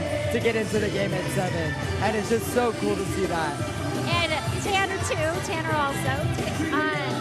I think that in the Valley, people know who the Havocs are now. They're seeing it on their television screens. They're coming out to games. But you guys have also put this program on the map because you travel well. What is it like to just have the notoriety as a student fan section? It's just a ton of fun. I mean, it's super rare that you get students that want to come to every single game, day in and day out. A game on a Saturday, a game on a Tuesday, it doesn't matter. At GCU, we pack the place. And then, like you said, they want to travel. We went to San Diego State. We put 3 charter buses of students that wanted to travel with us, and we just wanted to give San Diego State a little taste of what we do at home. What is it like for you when you're up there cheering for the players and you see that you can have an impact on the game? It's a ton of fun. I mean, it's cool that, what we do actually matters, and like what we're doing is actually benefiting the game, and they appreciate what we do, and we appreciate what they do for our university. And so it's fun for the students to come out and have fun, and even if they don't like basketball, they get to cheer loud and be crazy at games, and that's why we're the best student section in the nation. And kind of tailoring off what Tanner was just saying, but Dan Marley, I talk to him after every game, and the first thing he mentions is with the home game is that home crowd. Yeah. How do you go out there and prepare to be that sixth man? Well, every game we try and bring something a little different. We're constantly working to stay ahead as the best student section in the country. We don't want to get complacent. We want to have new things going all the time. We want students to be excited and build new traditions here, and we just keep it going, bringing new things. We have new leaders coming in every year. We take student advice, and we just want everyone to work together to make that six-man experience. And what has your experience on a whole been like at GCU thanks to the Havoc? Oh, it's just been amazing. I started coming to the games freshman year. It was like the very first time students camped out was my freshman year, and to see where it's grown is just amazing. I've met all my best friends through the Havocs, and I've just loved it. College wouldn't be the same without it. All right, well, thank you so much, Tanner and Tanner, for all that you do. We love to see you guys in action here at GCU game. We try to bring it live to you guys at home here on Fox 10 Extra. We also encourage you to come out to the game because you get the Havocs, you get the Bobcats and the Lopes on the court during the first half, and then at halftime you get Sarah and Hero. A lot is happening, and we'll be talking more basketball when we come back with Barry and Scott. Student at our vibrant campus in the heart of Phoenix. Earn your bachelor's, master's, or find your purpose. Sign up to attend our info session on November 7th at 5:30 p.m. at gcu.edu/evening.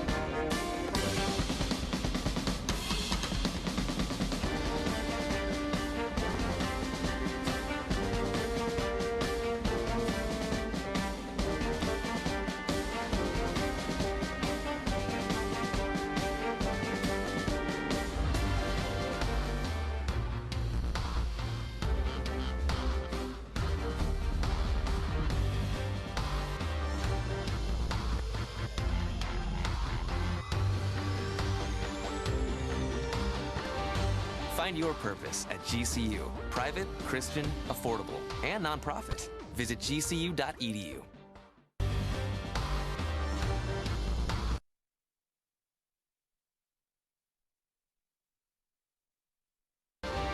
Find your purpose at GCU. Private, Christian, affordable, and nonprofit. Visit gcu.edu.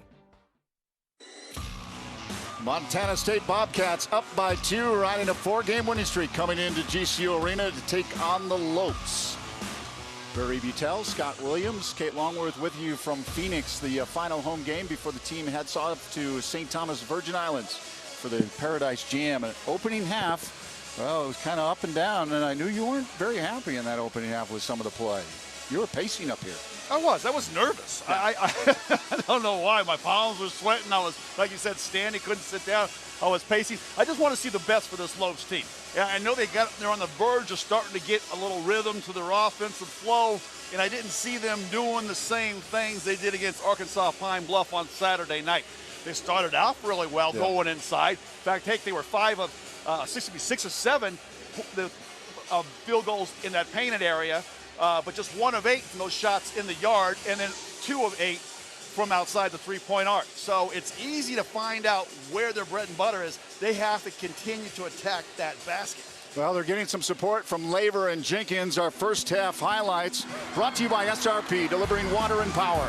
Yeah, without Laver and Jenkins, these guys would be sunk right now. Laver 5 of 10, got 11 points, and he's doing a nice job using his power, his strength, and his footwork around that basket. And then when he's not doing it, Laver's finding Jenkins down low as well. He's got 9 points on 3 of 4 shooting. He's got the one long deuce from outside to kind of beat the shot clock before it exploded. But I love that one right there because that is GCU basketball. That's how they got to play. All 5 touches of basketball to get the hand of their best player who delivers a 3-point bomb. But look at that field goal percentage for the Lopes, just 39%.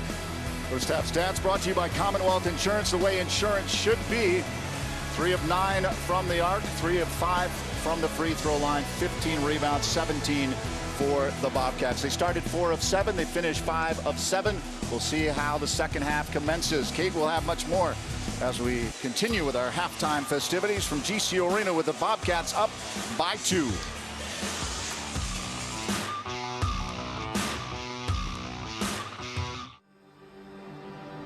Curiosity fuels you. It helps you understand the world around you. It's your guide through life. So when you're ready for a fulfilling new career, let your curiosity fuel that change. Change is difficult, but Grand Canyon University's online degree programs in technology make it convenient for you to achieve your dream.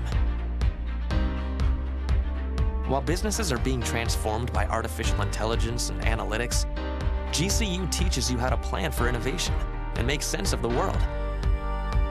By applying that knowledge to today's most challenging problems and sharing your insights, you're helping to build a better tomorrow for you, your community, and your family. Find your purpose at GCU, where advanced technologies drive education. Private, Christian, affordable, nonprofit.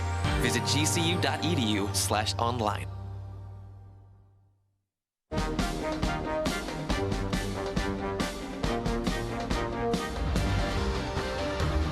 Find your purpose at GCU. Private, Christian, affordable, and nonprofit.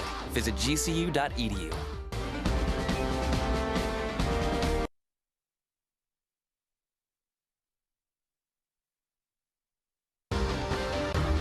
Find your purpose at GCU. Private, Christian, affordable, and nonprofit. Visit gcu.edu. Welcome back here inside GCU Arena. It's a fun game for everyone here in the family. Fans packing the house watching this 2-point game right now. Montana State up 30-28 over GCU, and leading the way once again for Grand Canyon. Labor with 11 points to his name. You'll remember the other night when they got their first victory, Labor had 16 points in that first half. We'll see how he finishes off tonight. He had 25 total on Saturday night. Meanwhile, the Lopes, if they want the victory tonight, they got to figure out an answer. For Bello, he comes in right now with 15 points. These are, of course, your first half leading scorers, brought to you by Streets of New York Pizza. And when we return here on Fox 10 Extra, we'll have plenty more basketball coming your way. And can GCU create some big plays like this? This is how they ended the first half. We'll see what they can do in the second half. The game is coming your way right after this. I'm Courtney, and I'm earning a master's online at GCU in Christian ministry. My husband is in the military, so we move a lot. I really wanted a school that would support me no matter where I lived, and GCU was a great fit for that because although it's a rigorous program, I really enjoy that I get to do it on my time. Sometimes that's at a coffee shop, sometimes it's in my office. Faith is a big part of my life. I play violin in my church, and I get to express my gifts and worship God. I pray continually, and I just really try to seek God. I really wanted to go to a school that could highlight that and worship God freely, and GCU definitely gave me the platform to do that. Being an online learner at GCU, I've really made a personal investment in my own life that has given me such confidence to go into my field, not only to become an expert, but be a change agent for the world. Find your purpose at GCU, where advanced technologies drive education. Private, Christian, affordable, nonprofit. Visit gcu.edu/online. Curiosity fuels you. So when you're ready for a fulfilling new career, let your curiosity fuel that change. Grand Canyon University's online degree programs in technology make it convenient for you to achieve your dream. GCU teaches you how to plan for innovation.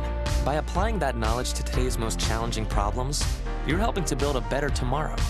Find your purpose at GCU, where advanced technologies drive education. Private, Christian, affordable, nonprofit. Visit gcu.edu/online. Beautiful night, clearing up, hopefully, here in Phoenix after, wow, what was that stuff coming out of the sky? Apparently it was rain. 30-28, the Bobcats over the Lopes. Lorenzo Jenkins looking sharp in that opening half. 9 points, 3 rebounds. I really like his energy in the second half of that first half. He got that long jumper to go there. His kind of ball founding with the shot clock about to expire. And then he started going to the basket. Got that one there off a nice penetration and pitch, and really moved good without the basketball.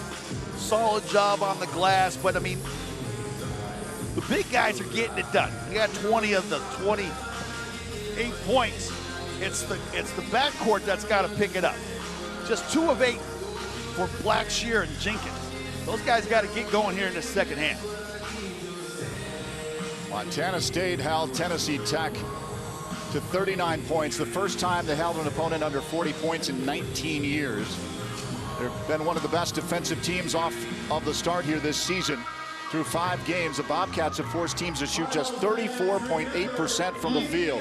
21st best mark in the nation. Opponents 25.4% clip from beyond the arc.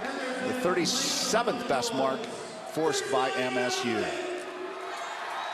Their defense has allowed 60.4 points per game allowed. That is 65th in the nation. Their first-year head coach, Danny Sprinkle, the former Bobcat, looking sharp in his inaugural season. We are underway. Lopes fans will remain on their feet till the home team hits their first bucket. Frey looked inside. Labors on Bello. Looking to drive near side. Turn back out. Adamu takes it and puts it in for the Bobcats. Points in the paint right now, a disadvantage for the Lopes. And you wouldn't expect that with the Lopes size, but these big guys, like you say, Bello has been doing a wonderful job inside. 20 to 14 points in the paint. Look at Carlos Johnson stepping outside, knocking one down from behind the arc. Get into a rhythm here for Carlos Johnson. We'll need him to step up. You got a 1-point game. I mean, all those negativities that the Lopes endured, they just keep fighting. It's a 1-point game. Damu doesn't go. The Blackshear on the glass once again. It is odd, right? 1-point game. Johnson, he pulled back down. Jenkins, he'll take a 3. Ooh, not there. Rebound pulled down by Paulo. Don't fall in love with that outside shot. That's fool's gold. They were 2 for 8 because they hit a couple early. They kept shooting from out there. 25% won't get it done. Bobcats retain possession off of Jenkins. The math is hard, but I can do that math. If you're making 6 of 7 in the paint and 2 of 8 from 3-point land, I would much rather go inside.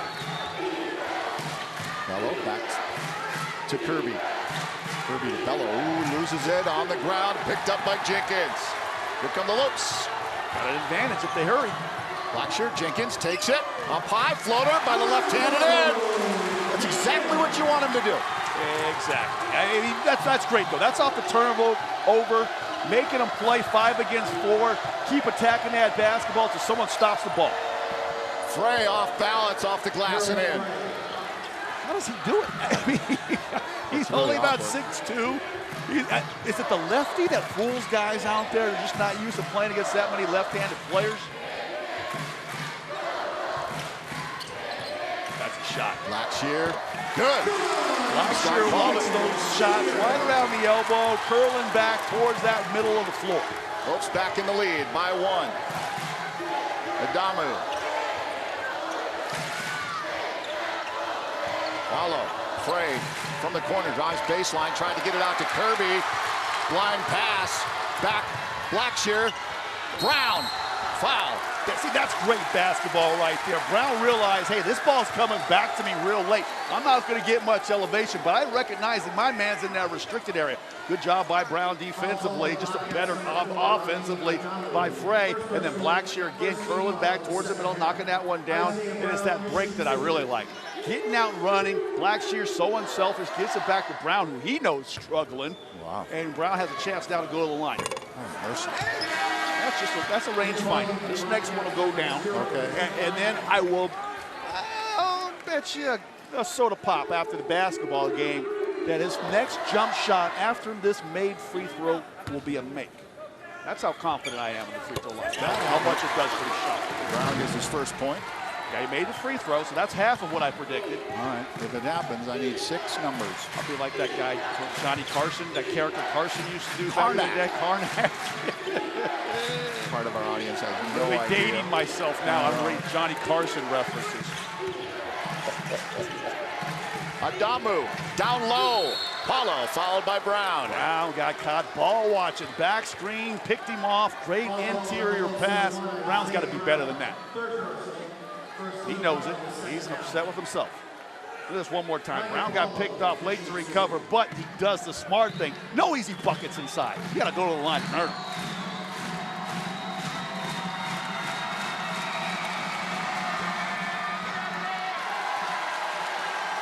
Not every foul's a bad foul, Barry. He got beat, but he made the guy go to the line instead of giving him an easy 2, and look what happened. He missed the front end. He's 5 of 11 free throws for Montana State.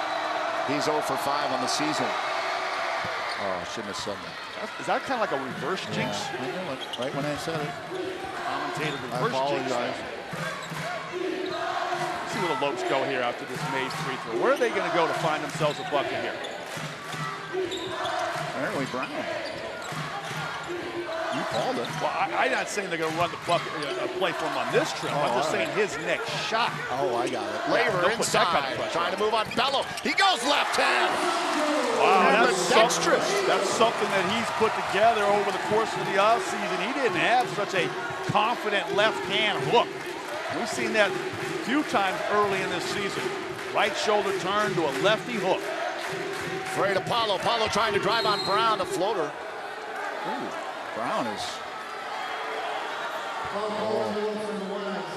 did not have his Wheaties. When Laver throws that basketball out, he goes and gets better position, closer to the basket, puts him down there in that torture chamber, and then the defense is at his mercy.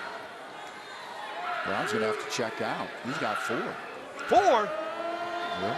Oh, no. That's bad news for the Lopes. They know that bench is thin. Can they go 8 to 12 minutes with Brown on that bench and maintain this 3-point lead? Make it 2 now after that free throw. J.J. Rhymes going to log some minutes here.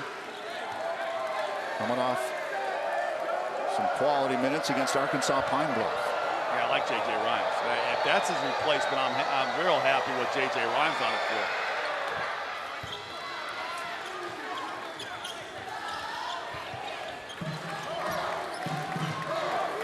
One-point Lopes lead. Bobcats went back to man-to-man defense. I thought maybe they might switch it up after those free throws. Laver feeds Jenkins. Ooh. Foul underneath. Paulo. I got Paulo down there with the body. And then another teammate there. I don't know who was coming over to clean that shot off with the block. Was that Quinlan? I just saw a goal blur down there, swatting that ball off the glass. Silky smooth for Jenkins. Ricketts checks in for Paulo.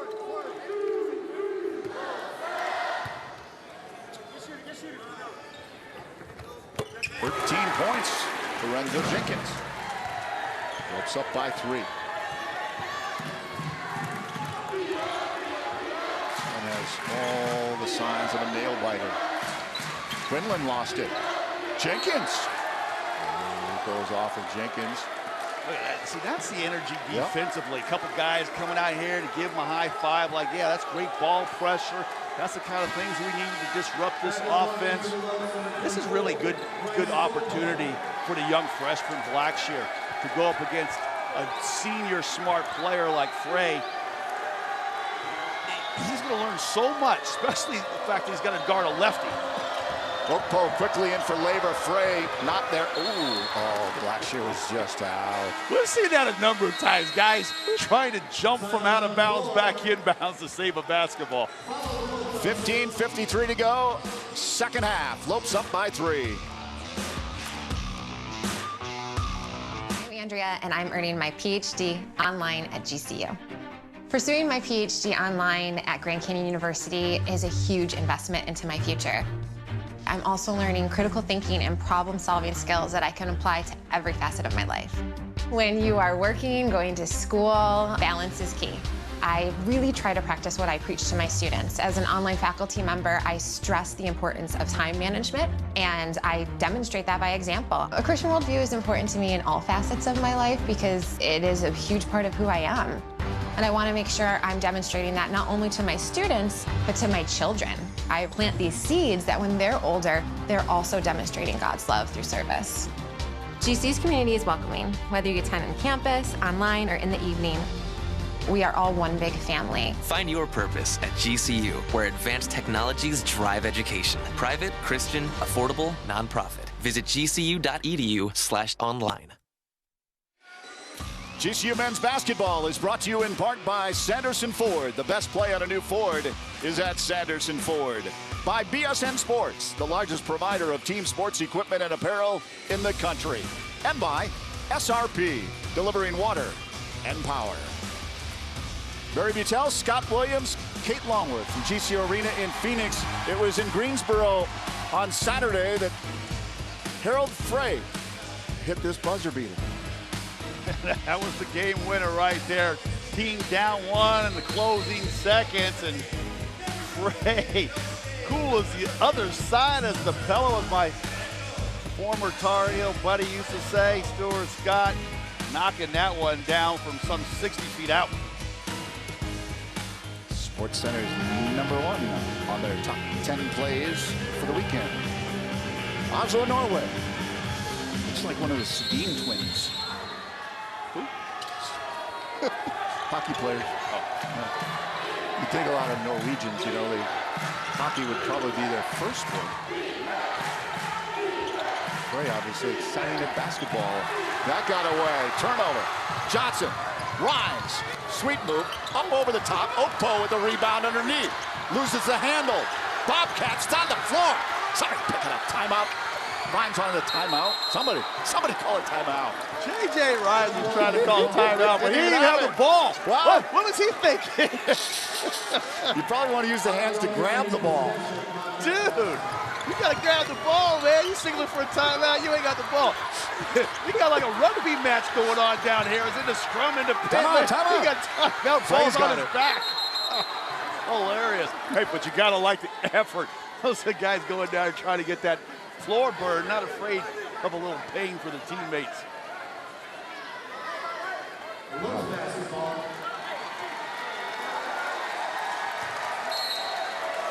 Sometimes you gotta scratch and claw with these Bobcats, man. They play that tough D. GCU still shooting under 40% for the game, so you gotta figure out a way to get those extra possessions.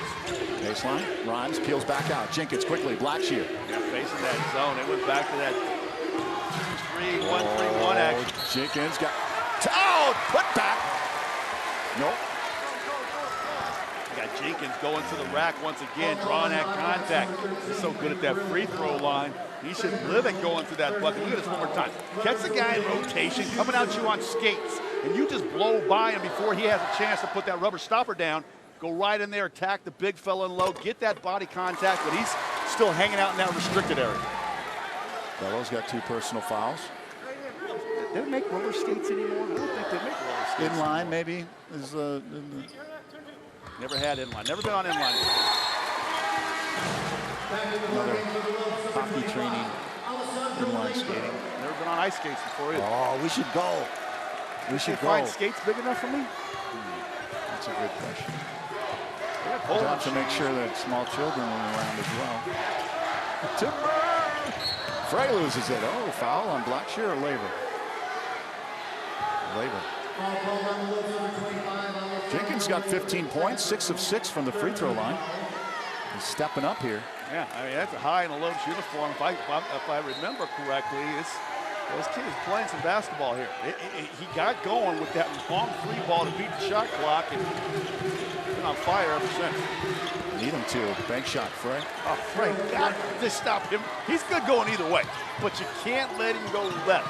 He's more diddly further away from the basket with his left than he is with his right.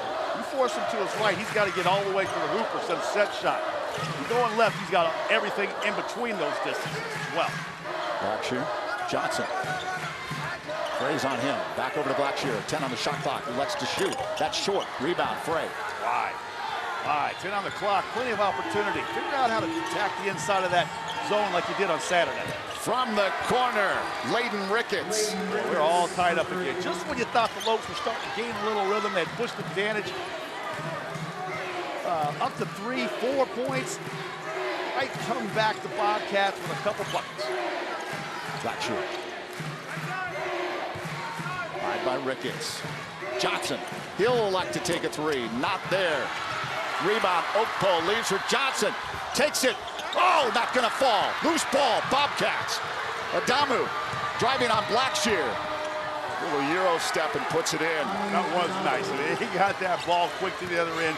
Poor little Blackshear could do nothing except try to slow him down, but nobody came to help him. 7-0 run gives the Bobcats a 2-point lead. We get Jenkins back in this game. Blackshear takes it. Swatted away. Buddy, let it go. Let it go. I'll tell you what, they do clean up around that basket for their teammates on the interior. They funnel them to the inside and then block those shots. They had a nice job right here. Was that Bello coming over there? And then Blackshear, I guess he couldn't get out of the way for it. The ball tracked him like a heat-seeking missile. He had to grab it. It was going to bounce off his chest. Got the new look. I kind of like this one. I like that one.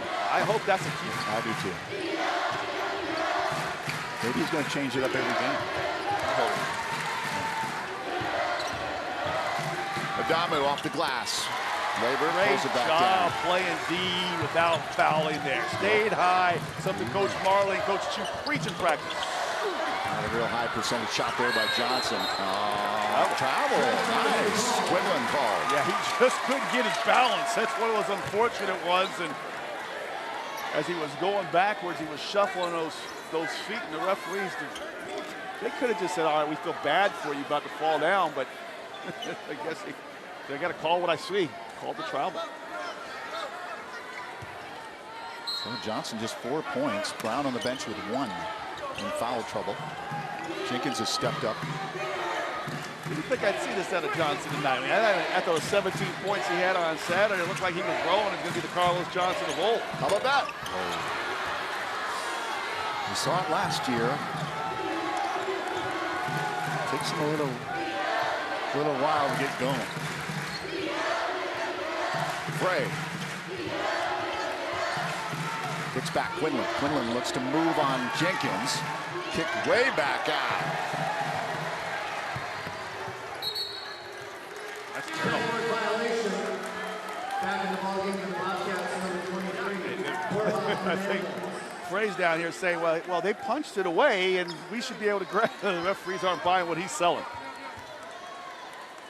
11 turnovers now for the Bobcats. A lot of those came early. They were unforced.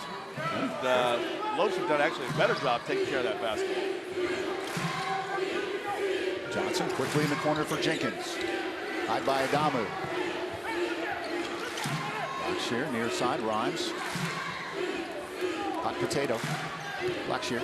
Johnson. Kicks back out. Jenkins elects for the three. Oh, it didn't go, but it looked like it. Bobcats just didn't give him anything. Yeah, but when did the ball ever really get into a threatening scoring position that the Bobcats don't want them to have? Look at this. Carlos Johnson! Bam! He brought the windmill out on that one. I think he's a little PO'd. He hasn't been able to get off that launch pad. Well, he took off on flight on that trip down the floor. Lopes back out on top by 2. Bobcats driving. Fernandez. No basket. Travel. Timeout on the floor. Lopes have ignited the crowd. Carlos Johnson takes it home. Wheels up. Bam. I like this right here, like you called it, Barry. Wheels up, coming down into your living room.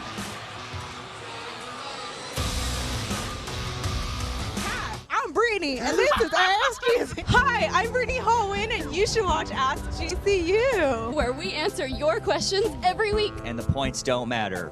Wait, what? Tune in every week for answers to be questioned. Where we answer your questions in a common, all right. I'm a professional banner. Tweet hashtag AskGCU to get your question featured. There's an exciting destination for food, fun, and golf in the heart of Phoenix. Come to the GCU Hotel and Canyon 49 Grill, where our hospitality management students gain real-world experience and deliver unmatched service. Enjoy beautiful amenities like a resort-style pool, full-service fitness center, championship golf course, and coffee shop GCBC. Canyon 49 Grill serves American fare all day and happy hour with a great vibe and Lopes pride. Room rates start at $89 per night. Visit GCUHotel.com today. Well, we're knotted at 44 here at GCU Arena, Montana State. GCU, they're locked in a fight right now, 44 all with under 12 to go. But Alessandro Lever, he's been turning it up as of late. He had 25 points in the team's victory on Saturday night, and perhaps it was because he felt a little bit lighter. Everyone else is growing facial hair for November, but not Lever, kind of trying to shake off some bad games under his belt to start this season. Switched things up a bit. He got rid of the facial hair. He also switched to a different mouth guard, that bright green one you're seeing. And after the game, he did give us some insight. This is not coincidental. He said he switched up, produced a good game. So here he is back with it now, 13 points to his name. And guys, I just turned it up to you. Any superstitions as we're watching this one play out? We got one with our pregame before we come on air, right? Yeah, we do it up high. Oh, Carlos got it back. 2 points is 2 points. That's exactly right. Sometimes you got to go up, grab it, come down with it, and go right back up with it. And Lopes got the lead back after a struggle for about 4 minutes there. Bounce pass. Johnson trying to make a play there. That's a well-designed play coming out of that timeout by Coach Sprinkle. Little rotation, get a back pick, try to get that cross-court pass through the middle of that Lopes defense. They almost got away with it. Johnson reacted just enough time to commit the foul to make him take it out on the side. Just the fourth Lopes team foul. Doing a better job staying out of penalty situation in this half. One lead change in the opening half, already 5 in the second half. Tick under 11 to go. Bello, Frey comes back out top. Open seam, little high floater bouncing around. Pulled down by Bello. Nowhere to go. Bello back out. Adamu for 3. Way off the mark. Loose ball. Johnson picks it up. Good hands, people underneath there. Yeah, you got to have good hands. Those are the toughest rebounds to get in here on the defensive end. They come off so fast. They handcuff you. The guy on the outside, the offensive player, generally has the advantage in those situations. But so many black jerseys underneath there for the Lopes all night long defensively on their glass, doing a nice job. Rhymes underneath, swatted down. Lever with the rebound. Lever with some hard work off the mark. Knocked out by Bello. Lever with only 2 points here in the second half. Yeah, Bello and Kirby do a nice job protecting that basket. Coach Majerle, he's got that intense look on his face tonight. He wants this victory. He knows how good this Bobcats team is and how well they're playing. It's going to take a great effort by his team for the remainder of this game. 4 on the shot clock. Lever puts it up. Off the mark. Adamu. Look to drive. Baseline, but Blackshear able to shut that down. Frey trying to turn on Johnson. Blind pass. Somehow the Bobcats initially came up with it, but Johnson peels off. Oh.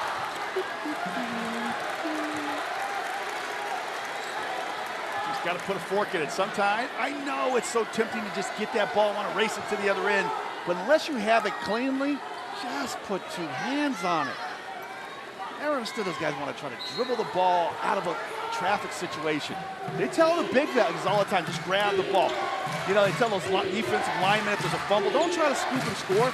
Just take your 300-pound frame and just land on that ball, deflate it. Quick turnaround. I don't think even Rick could see over the top of that, but he nailed it. Wow, another lead change. You mentioned how it's a seesaw battle. I was talking with Potter. I saw a little seesaw action in his basketball game, and I thought the Lopes would put it away towards the final 10 minutes of the game, but I was wrong. This Bobcats team is up for the challenge tonight. Bello, little kicking action. Mentioned Michael Potter. We're joined by Paul Coro. I forget about Coro down there on the broadcast. The Lopes now. Insider, you He forgot doesn't, about the Lopes Insider. I know. He doesn't text me back sometimes, so you know what? I don't want to show him too much love on TV. Big times me sometimes, yeah. Call me, I want a little scoop on somebody. Yeah, he's got him. Yeah, he takes 5-6 hours to get back to me. I don't like that. I want to put He's got a lot of responsibilities. Blackshear. Laver got a hand on it, pushed it out of bounds. Yeah, Blackshear and Brown, right? They just haven't been able to get that mojo. Yeah, Blackshear got that early three-point shot. And you thought this is going to be his night. He played so well in his first 3 games, being double figures, scored in all 3 of those games. But he's 0 for his last 4. When do you put Brown back in with 4? Frey takes it. Well, 3-point game now. You know, you got 8 minutes and 45 seconds to go in this one. You got to keep watching that clock, because if you keep it the longer you can keep it within a single possession, the better. But you got to get Brown back in there. You stop dropping down 2 or 3 possessions. You got to get him back in there and hope that he can replay the remainder of the game without picking up a 5th foul. Johnson can't hit the 3. That would have been obviously a big bucket as the momentum shifted to the Bobcats. Kirby drives, not there. Don't know how that didn't happen. Wimes, back to Jenkins. Laver looks to his left, Blackshear. I think Coach Marley's going to blow a gasket if someone shoots a 3 on this possession. Oh, look at that feed from Blackshear to Rhymes. How good is J.J. Rhymes? This dude, when you need a bucket, you need a big stop, you need a rebound, an offensive board, a deflection. J.J. Rhymes just gives Coach Marley and his staff a little bit of everything they need at the right moment. 6 points for Rhymes. Frey, Laver, trying to move on him. Oh, Kirby looked away. Leaves for Frey. 7 on the shot clock. Get up on him. He'll shoot it from out there. 4, 3. He wants the 3. Oh, you got to get up in that. Is that the freshman? The freshman made a mistake there. That's when you got to make him drive. He wants to shoot that long ball in that short shot clock situation. 4-point lead for the Bobcats. And does Brown get back in the game? Jenkins, long 3. Not there. Laver tried to get a hand on it.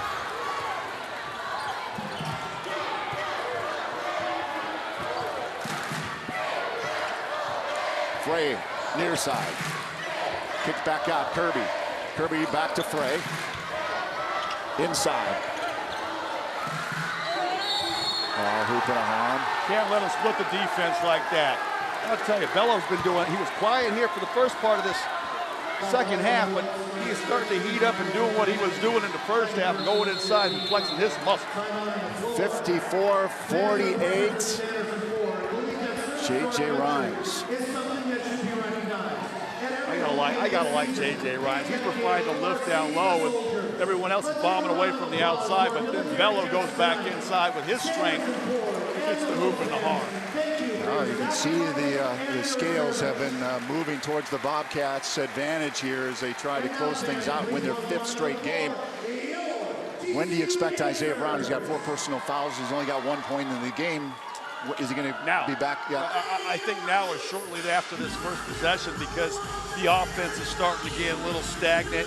That zone defense is bothering them. They're banging away from the outside, not hitting a whole lot. They need somebody that can put that ball on the floor, penetrate with the dribble, and then maybe spoon feed one of the bigs, or then kick it back outside when you can create a little bit more distance where you shoot it. Well, the guy that could drive it could be Carlos Johnson if he takes it to the bucket.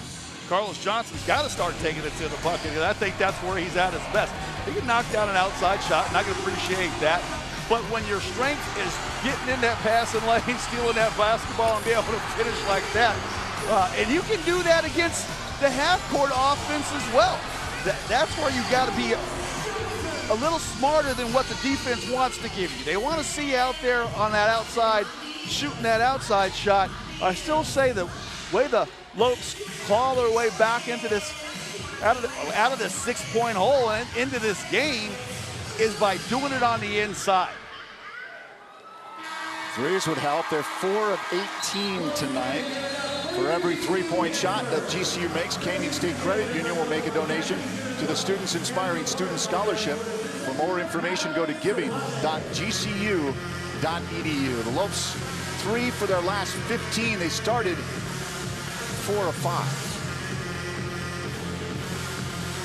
I got the numbers there on Johnson at 3 for 10. We talked about how good they were when they got that ball in that painted area. Of course, you're going to shoot a higher percentage, but when you're shooting first half 6 of 7 from inside, 2 of 8 from the outside, not a whole lot's really changed here in this second half.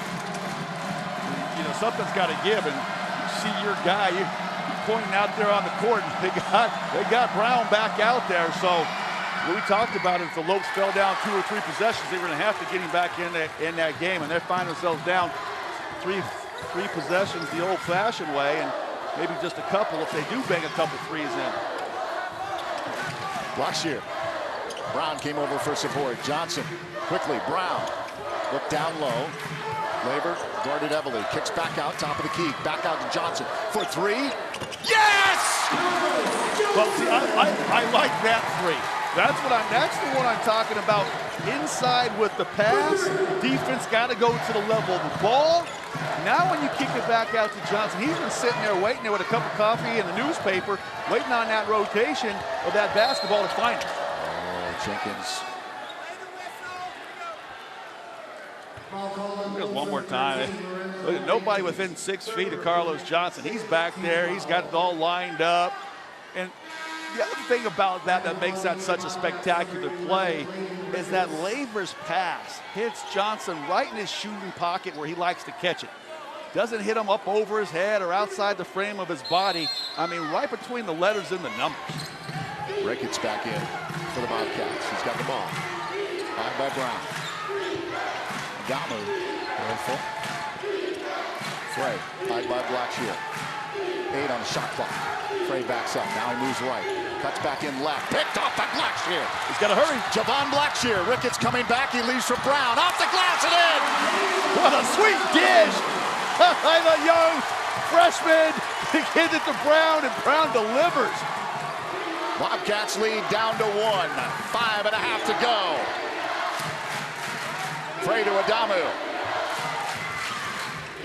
Back to Frey. Beyond the arc. Looks for some support from Kirby. Laver reached a hand in and went off of him. Nice job defensively the last couple trips. We got that turnover, and it leads to a nice little pass there by Blackshear. Then come back down again. They try to punch it into their big fella. Laver's down there just giving it his all. He's able to poke that basketball down towards the baseline out of bounds.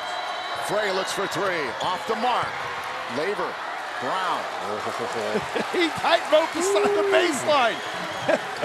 We were both down there like they were in each other's space, you know, their personal space.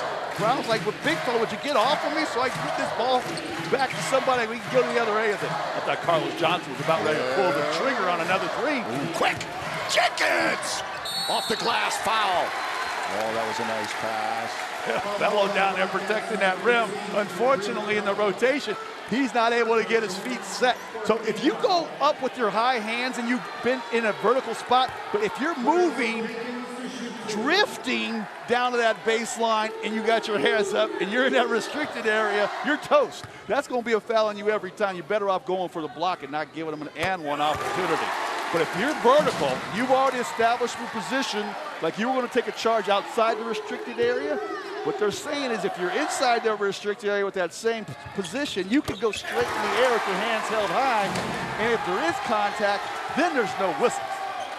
Another lead change. The Lopes on top by 1. Wow, what a run for the Lopes there. 7-0 run. Take the lead back. Under 5 to go. Frey, near side. Kirby to support Adamu. Ricketts, he can hit it from long distance. Ricketts. Let this guy go left. He's right, now left. Looking to move on Blackshear. Adamu. 5 on the shot clock. He takes it. Loose ball, Laver. Oh. Can't grab it. He was trying to battle Bello underneath with the left part of his body and his arms and reach out to corral the ball in his right hand and squirt it off his fingertip. Just 2 to shoot because that ball did not hit the rim. Bobcats got to operate quick here. Oh, wait a minute. Referees are getting involved. Oh, here we go. Are they saying it hit the rim? 17 points tonight for Lorenzo Jenkins, the most for Lorenzo since this date last year. Also 17 points for Colorado State against Louisiana. They didn't realize it was only 2 to shoot. Looky. Oh, Coach. Sprinkle. Good thing he doesn't have a jacket on because he would have ripped right through it. He was so upset with his team not recognizing the short shot clock situation. Havoc's letting them hear all about it. Blackshear plays catch with Johnson. Johnson comes far side. What a game. Closing on 4 minutes to go. We got a 1-point game. You haven't sat down like for 90% of the game. I'm rocking up pace here. On the sidelines. Brown near side. Looking to move back to Blackshear. 4 on the shot clock. Johnson's got to get it off. Bam! Bam! Bam! Bam! Baby! 10-0 run for the Lopes. Carlos Johnson pretty much left for dead out there behind the arc, and he comes back there in this 10-0 run and delivers 2 big threes into steal. Oh, money. Lopes up by 4. Carlos Johnson. Gotta love that right there. Lopes playing together down the stretch, gonna try to bring this baby home.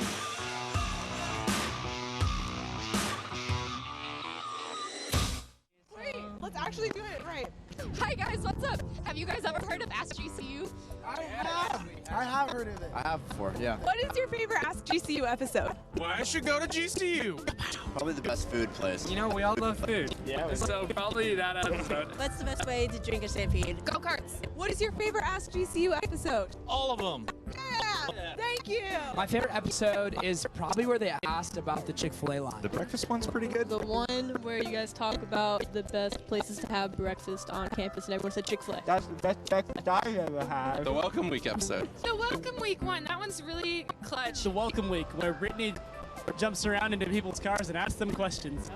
Remember, kids, don't get into people's vehicles. I just really like you guys. I just like it when you're in it. You too.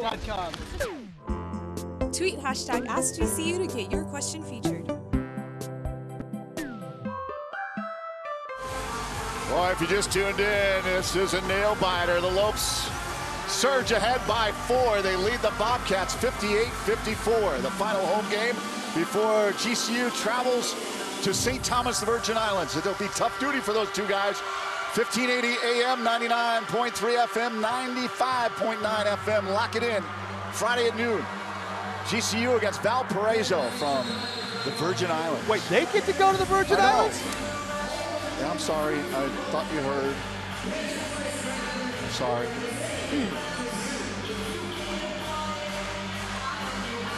You did go to Bakersfield, I believe, a couple of seasons ago. Oh, yeah. Okay.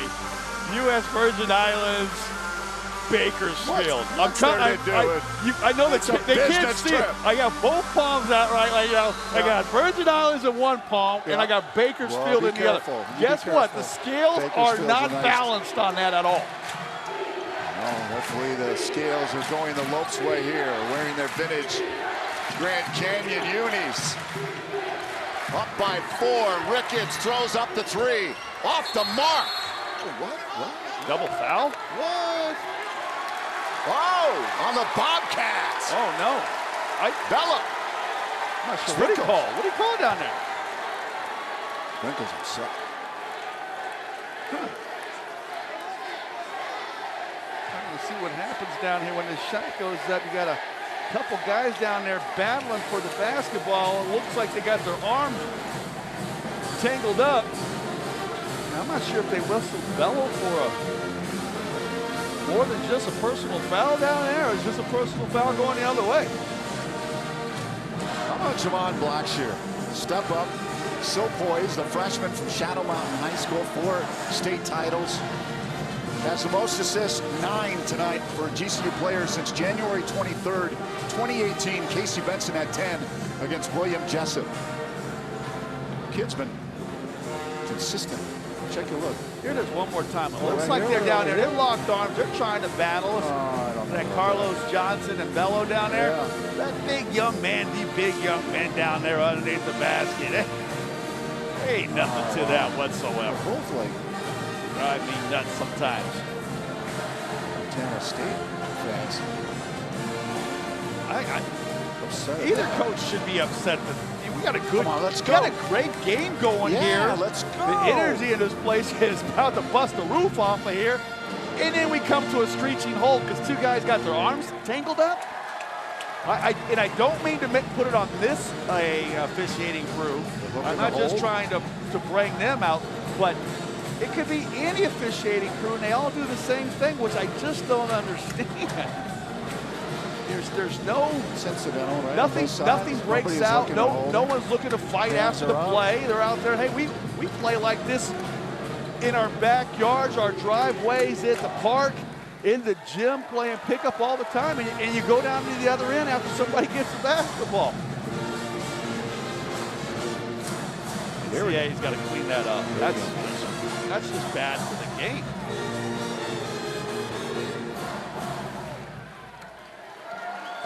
Screeching halt. Well, opportunity for both coaching staffs to spend some time with their respective teams.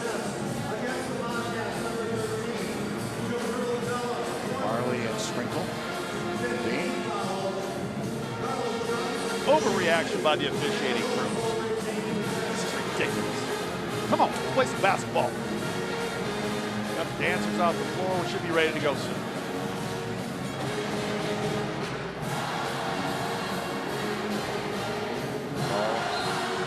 Headed down in front of the Lopes bench. Bello can't believe it. He'll be shooting. He's shaking his head like so confused as to what happened. I mean, he's trying to gain the inside position. Johnson's trying to box out. And they're going to get some. Right now. Yeah. The team's out here battling hard on the road, and to get jobbed like that, that's no good. It just gave him 2 free throws for no reason whatsoever. No one liked that Lopes were in the bonus situation. Man, it's quiet in here. Oh, Carlos Johnson, he hasn't made 2 free throws in quite some time. Step up, and he's been hot here during this 12-0 run. He got 8 of these 12 points during this 12-0 run, playing fantastic basketball. Flagrant foul on Bello, unbelievable. Feel bad for that young man. The way he's played tonight, he didn't deserve that call. Bello. So now we get a timeout after all that. Oh my goodness. Okay. 17 points for Bello, 14 for Frey. 7 of 8 from the field for Bello. 3 of 4 from the line. It's on the floor with 4 personal fouls. Brown got into foul trouble. He's only got 3 points in the game. Jenkins definitely stepped up. Scott, 17 points. 8 of 8 from the line. Yeah, fantastic. You mentioned the fact that he's not afraid to go inside, get that contact, knock those free throws down. He's also 4 of 8 from the field. He's got 1 3-ball right here when he saw him can that one. And he's doing a good job defensively, too. He's been on the glass. He's been getting deflections. He's making the hustle plays around the hoop. I like that. 5 boards. Plus 13 when he's on the floor. Highest plus minus is anybody on the team right now. He and Isaiah Brown. Isaiah Brown, when he's on the floor, and looks too good. He's a plus 50. He hasn't been on the floor for 22 minutes. Got into foul trouble. Carlos Johnson has 16 points. All of 7 from the arc. Yeah, all of Johnson's point. He's been doing his damage here during this great stretch here. Fantastic. Yeah, 1 point in the first half, 15 in the second. He'll cut a couple free balls. I love that one right there. That's when they tried to go to that alley-oop. And he was smart enough to come down with the ball after an errant pass and knocks his hands down a couple 3-point shots. So just a wonderful job in the second half by Carlos Johnson. Tale of 2 halves. Look at those first half numbers. 0 for 1 from the field, 2 boards. When he come back and have a little talking to by a couple of the coaches, and Now all of a sudden you got 15 points. You're 5 of 11 from the field. So 3 rebounds to go along with it. Now, buckle up, Lopes fans. You got 3.5 minutes to play, just under. They're going to need some good possessions offensively and get a couple stops defensively before this one's going to be done. 12-0 run. Frey comes down with it. Brown for the Lopes with 4 personal fouls. Bello for the Bobcats with 4 personal fouls. Frey, Ricketts. Downward sails by. Hollow, big 3, off the mark. Well, got 1 stop. That's a good stop right there. I don't say slowed the game down. Just keep executing your offense. But make sure that you get maybe 1 extra pass to try to get a better look. Here it is right here. Oh, I thought Blackshear was going to swing it. Oh, Jenkins. Money! This kid's been money. We put together a highlight package, and then the kid comes out and delivers. Great time for Jenkins to knock that down. Hey, what a basketball game for him. He's got to be closing in on a career high. 15-0 run. They've been stuck in mud, the Bobcats. Can't figure out a way to get off 54. Oh, Brown picked it off. Look out. Got the high five. Yeah, good job by Blackshear. So no reason to break. We're up 9. That's 3, possibly 4 or 5 possessions. Let's just take our time. Oh, Frey's call. They're still not in the penalty situation, so it's only side out. Lopes have a tough chance to run some more time off that clock again before they have to worry about making some free throws. Just the first on Frey. 10 turnovers in the second half by Montana State. 0 for GCU. Frey called quickly his second personal foul. Yeah, they realize they got to try to make this game longer by committing the fouls on 1 and hoping the Lopes will miss some free throws. They can come down and get 2 or even 3 and make up the difference in points that they get to give up from the free throw line. This freshman, though, he's got some ice water in his veins. I wouldn't be surprised if he knocks in both of these, Bear. Blackshear. The Mueller's good shot of them. they come to every basketball game. They love their Lopes basketball, but they tell you they've been on the edge of their seats for this one tonight. 7 points, 4 boards, 10 assists for Javon Blackshear. Frey looking to make something happen. Loose ball, picked off Blackshear. Oh boy, this one is feeling good now. Yeah, nice You're job still by standing Blackshear. up there. Recognizing he didn't have an easy 2. Maybe could have forced a risky pass. Decides, let's burn some more time off that clock. See if they'll foul us again intentionally. Or we can burn another 30 seconds off the shot clock. Laver looks to drive baseline. Swarmed. Oh, it doesn't go. Foul. You get Frey again? I don't know, but whoever got it on, it's going to send Laver to the free throw line. Oh, Bello, he's gone. That's 5 for Bello. Yeah, did that kid dirty.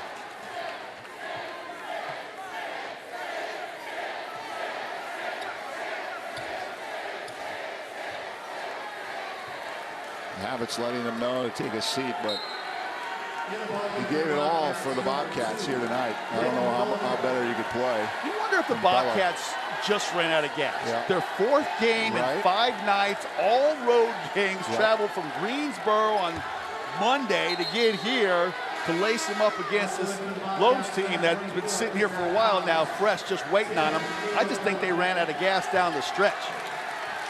You know, that Bello, he was a monster in that first half, and he was just out of gas. He had 15 points in the first half, but just unable to get going here in the second half, just 2 points. I just think they're out of gas. I think the entire team, the shots all of a sudden, everything kind of came from the outside when the Lopes were on that stretch when they were at a 48 to 54 disadvantage. All of a sudden, they couldn't get to the basket. They were letting the Lopes go wherever they wanted, getting some steals, getting sloppy with the ball, created some turnovers. They still are stuck on 54 points. That was with like 8 minutes to go in the game. They haven't scored in forever.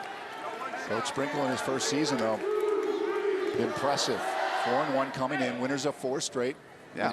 Interesting to follow them in the Big Sky. I'm going to be watching them. I'm going to put them on my alerts. I got one of these Yahoo Sports apps where I can highlight certain teams. I got Chicago State highlighted. I told you I updated. They got their second one of the season tonight.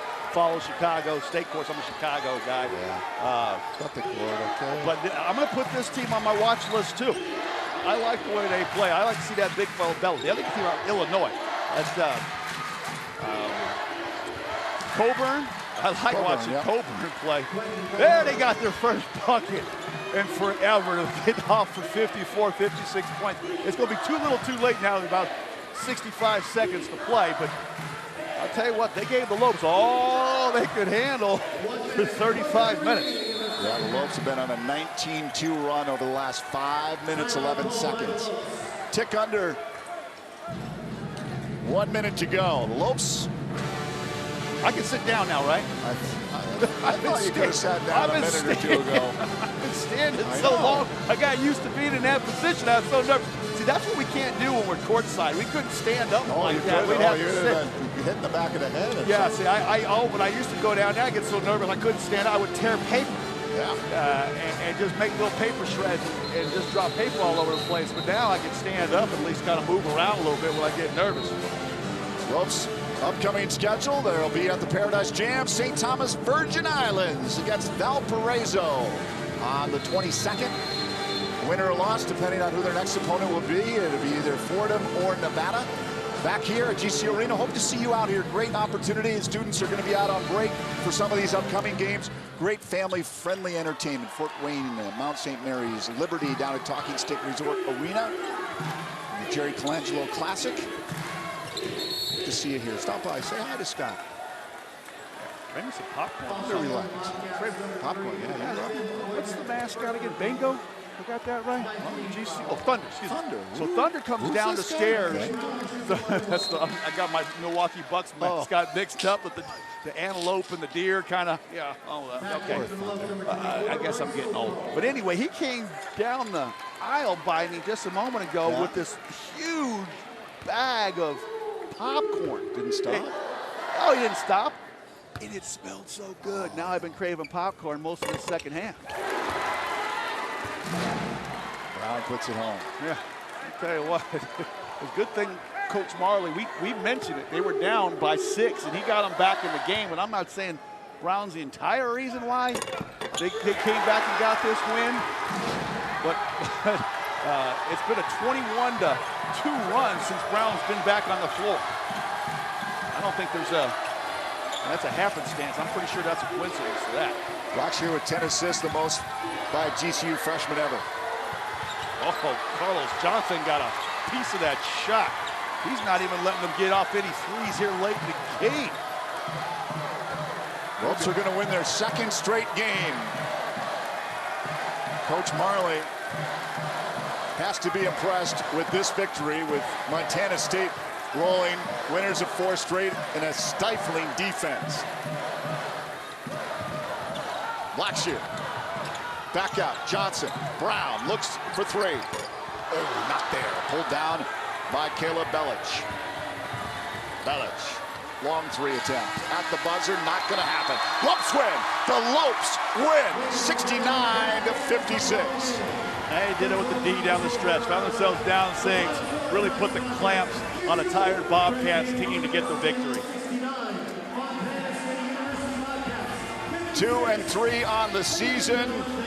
Coach Majerle obviously working hard tonight. And a positive note to head out onto the road for the Paradise Jam to face Valparaiso on Friday. Quality teams upcoming before returning here to GCU Arena on November 30th. Let's send it down to Kate Longworth. All right, thank you guys so much. Well, Coach, you guys were in control in the second half. What was the difference maker? You went out there, played some clean basketball, 0 turnovers, come out with the big victory. Yeah, we got down, and then we got tough. Got some really nice stops, moved the ball well down here, made some great shots, and that's what we've been looking for, just the toughness part. So hopefully that'll carry over. I mean, we could have folded things where they went to a zone, and we weren't shooting the ball well. Really got some stops and started making some shots. And tonight was your 200th game coaching GCU. What has it meant so far to be in charge of this Lopes squad? I hope I have 200 more. What are you enjoying about this experience? Everything. I mean, what's not to enjoy? Got a great group of kids, best student base ever. Love the campus, love coming to work. It's a great job. All right, here's the 200 more. Thank you. And in this 200th game at the helm for GCU, Dan Majerle and his squad get the victory, stringing together back-to-back wins, 69-56, the final over Montana State. We'll be back to recap the action here at GCU Arena right after this.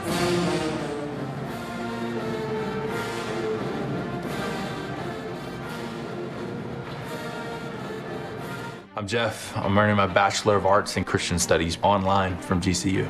My biggest challenge coming back into school after taking a 15-year break was insecurity. Insecurity that I didn't know how to write a paper, I didn't know how to study anymore. The way that the program is structured, I can kind of grow into the classes, and that really gave me the confidence to be successful. I'm a working professional. I've got a job that demands 40 to 60 hours a week from me. Because of the online structure, I can still get things done. I can still have a life. It allows me to knock out courses when I can. I think my time at GCU is gonna help me be a better father, be a better person, be a better disciple. I spent years thinking that I could never do this. So now, the fact that I'm about to graduate, I feel like I achieved something that I never thought I was gonna be able to. Find your purpose at GCU, where advanced technologies drive education. Private, Christian, affordable, nonprofit. Visit gcu.edu/online. A freshman for the Lopes, back behind his back to Isaiah Brown. He came on strong late. Lopes win at 69-56. Barry Butel, Scott Williams, so glad you could join us back here. As Dan Majerle obviously pleased with putting an end to this 4-game winning streak that Montana State came in with. Yeah, I think he's happy that his team responded in the second half with some good basketball on the offensive end. They really shared the basketball. When things got tough, they found themselves down by 6. They didn't splinter. It seems like they really came together, started sharing that basketball, played some good defense, like he said, put the clamps on a tired Bobcats team for some turnovers. And they just weren't as good in rotation as they were in that first half, allowed the Lopes to get some clean looks on the offensive end. I mean, Carlos Johnson was fantastic. Jenkins was really good throughout the entire game, and then Laver did his work early. 51 of their Lopes 69 points for those 3 guys. Not bad at all. Time for our Canyon State Credit Union player of the game. Canyon State Credit Union committed to you. Got to give it to Jenkins. Low Jenkins was absolutely fantastic in this game. Got to the free throw line when the Lopes were really having a tough time struggling. Canned all 8 of his 8. Comes in with 20 points. Field goals, 5 of 9 from the field. Knocked down a long shot from behind the arc as well. But I liked his job defensively. And he came up with 5 rebounds, and a lot of those were, rebounds in traffic. So great job by Jenkins. Gets the Player of the Game award. And this was the one that I think that kind of got him going, because he had to beat the shot clock on that one. And then he said, "Oh, I like this scoring stuff. Well, I'm going to stay over here in the scoring lane and knock down a couple more outside shots." Then I think 2 outside shots from behind the arc, 2 for 6 from behind the arc, but a lot of the time, too, he was just going inside, flexing his muscles around that basket. Revisit our Sanderson Ford 3 keys. Yeah, well, we thought they had to be sharp offensively against a very tough defensive team. Only turned it over 4 times tonight, so definitely won that one there. I like the fact that they were, around the basket, pretty darn good. Not great, but pretty darn good. And then the other one was just kind of a mindset. When things got tough, they found themselves down 6. They didn't splinter. I think they stayed together. It was a mindset for this Lopes team. They stayed together, they ride the ship, and they go on that huge run down the stretch to salt this one away. 19-2 run to ice this one. Their second straight victory for the Lopes after coming out of the gate scuffling at 0-3. Now they've kind of righted the ship a bit before they head out to St. Thomas, the Virgin Islands, take on Valparaiso on Friday. Coach Majerle mentioned to Kate Longworth team toughness once they started getting tough. We'll hear more from head coach Dan Majerle in his post-game press conference. Let's send it down now and hear from the head coach. First of all, I'd like to thank all the great people from Montana. Thanks for flying in. Extremely, extremely happy. That was a gutsy win against a really good team that's playing well. You know, we could have really folded at the end there when we got down. I don't know, it was 4-6 or whatever it was with so many minutes left. But our guys really buckled down. They went into a zone. It flustered us. Didn't shoot it very well. But in the end, we found a way to get stops, and we made some huge buckets down the stretch. So told our guys that's the toughness that we need and we've been looking for. And just, as my mom would say, please just punch. We dotted our I's and crossed our T's. Even when you weren't shooting well, you followed a 20-assist game with a game with 16 assists and only 4 turnovers. Yeah, I mean, it didn't start off that way. We still got to start trusting ourselves and moving the ball. Even when we're having problems running the plays, we got to just cut and move the ball. And when we do that, it's so much better. Sometimes it gets stuck on the side. And when we started moving that basketball, it looked a lot better. And against the zone, we did a good job once we started figuring out. But yeah, we got to just start sharing the basketball. And we got to, you know, we fed through Ollie.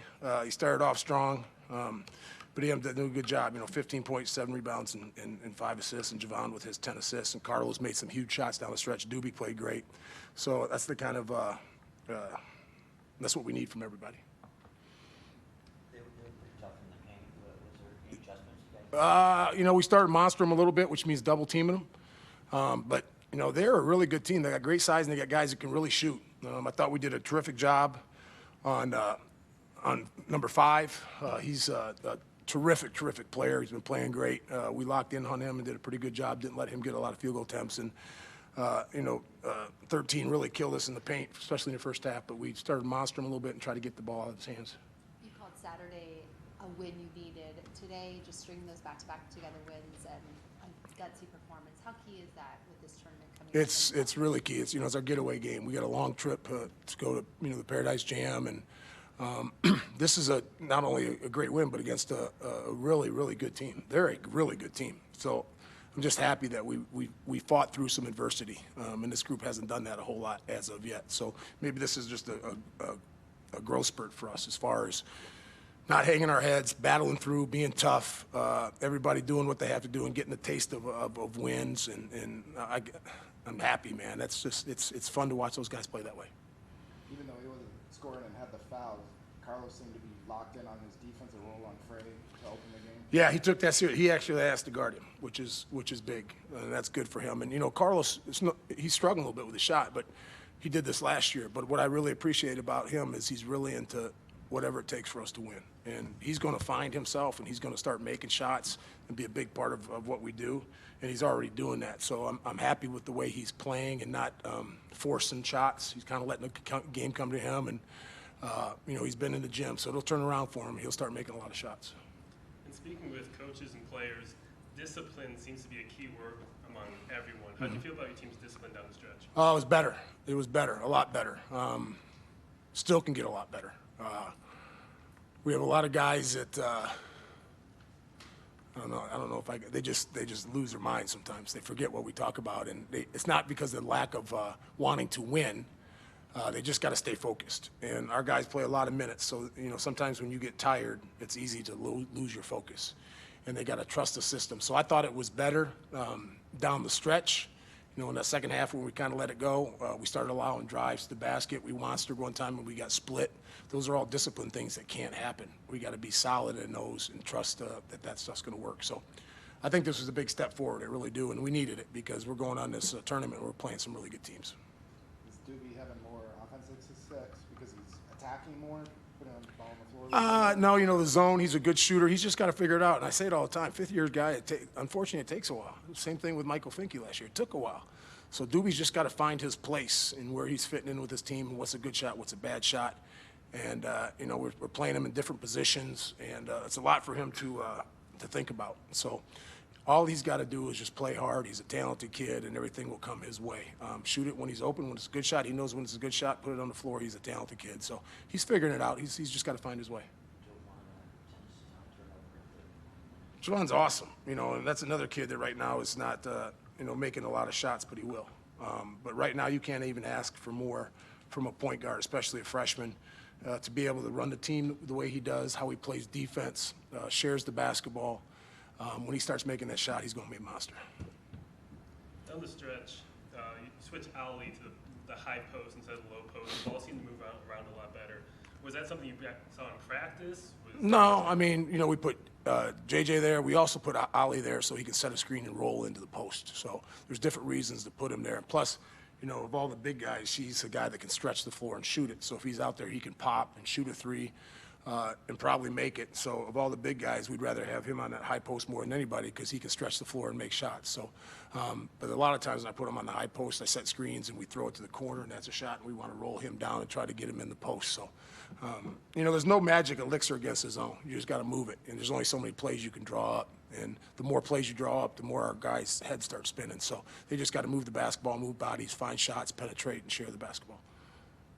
What do you think this Paradise Jam offers you as far as opportunities, quality opponents? Yeah, it's going to be, I mean, it's going to be a heck of a travel day. It's going to be, you know, we're going to leave Thursday morning, and we get in there about 8 o'clock Thursday night, and then we play Friday at 2 o'clock. So it's going to be a long travel day. Our guys are going to be focused. They got to be set up for a good Valpo team. They're playing extremely well. So I'm excited, man. This will be an MT that it'll be fun for our guys. It'll be, like you said, a good set of tournament and good team. So it's going to feel a lot sweeter and a little more confidence after this win here tonight. We'll take that cue and tell you all about the Paradise Jam. Remember to join Michael Potter and Paul Coro on 1580 AM, 99.3 FM, 95.9 FM, starting November 22nd, Friday afternoon, when GCU takes on Valparaiso at the Paradise Jam in St. Thomas, Virgin Islands. But that'll do it from here at GCU Arena, where tonight the Lopes are victorious, improving to 2-3 on the season with a 69-56 victory over Montana State. Please join us again November 30th when the Lopes host Purdue, Fort Wayne. But until then, for Kate Longworth, Scott Williams, and our entire crew, I'm Barry Butel, wishing you a wonderful night.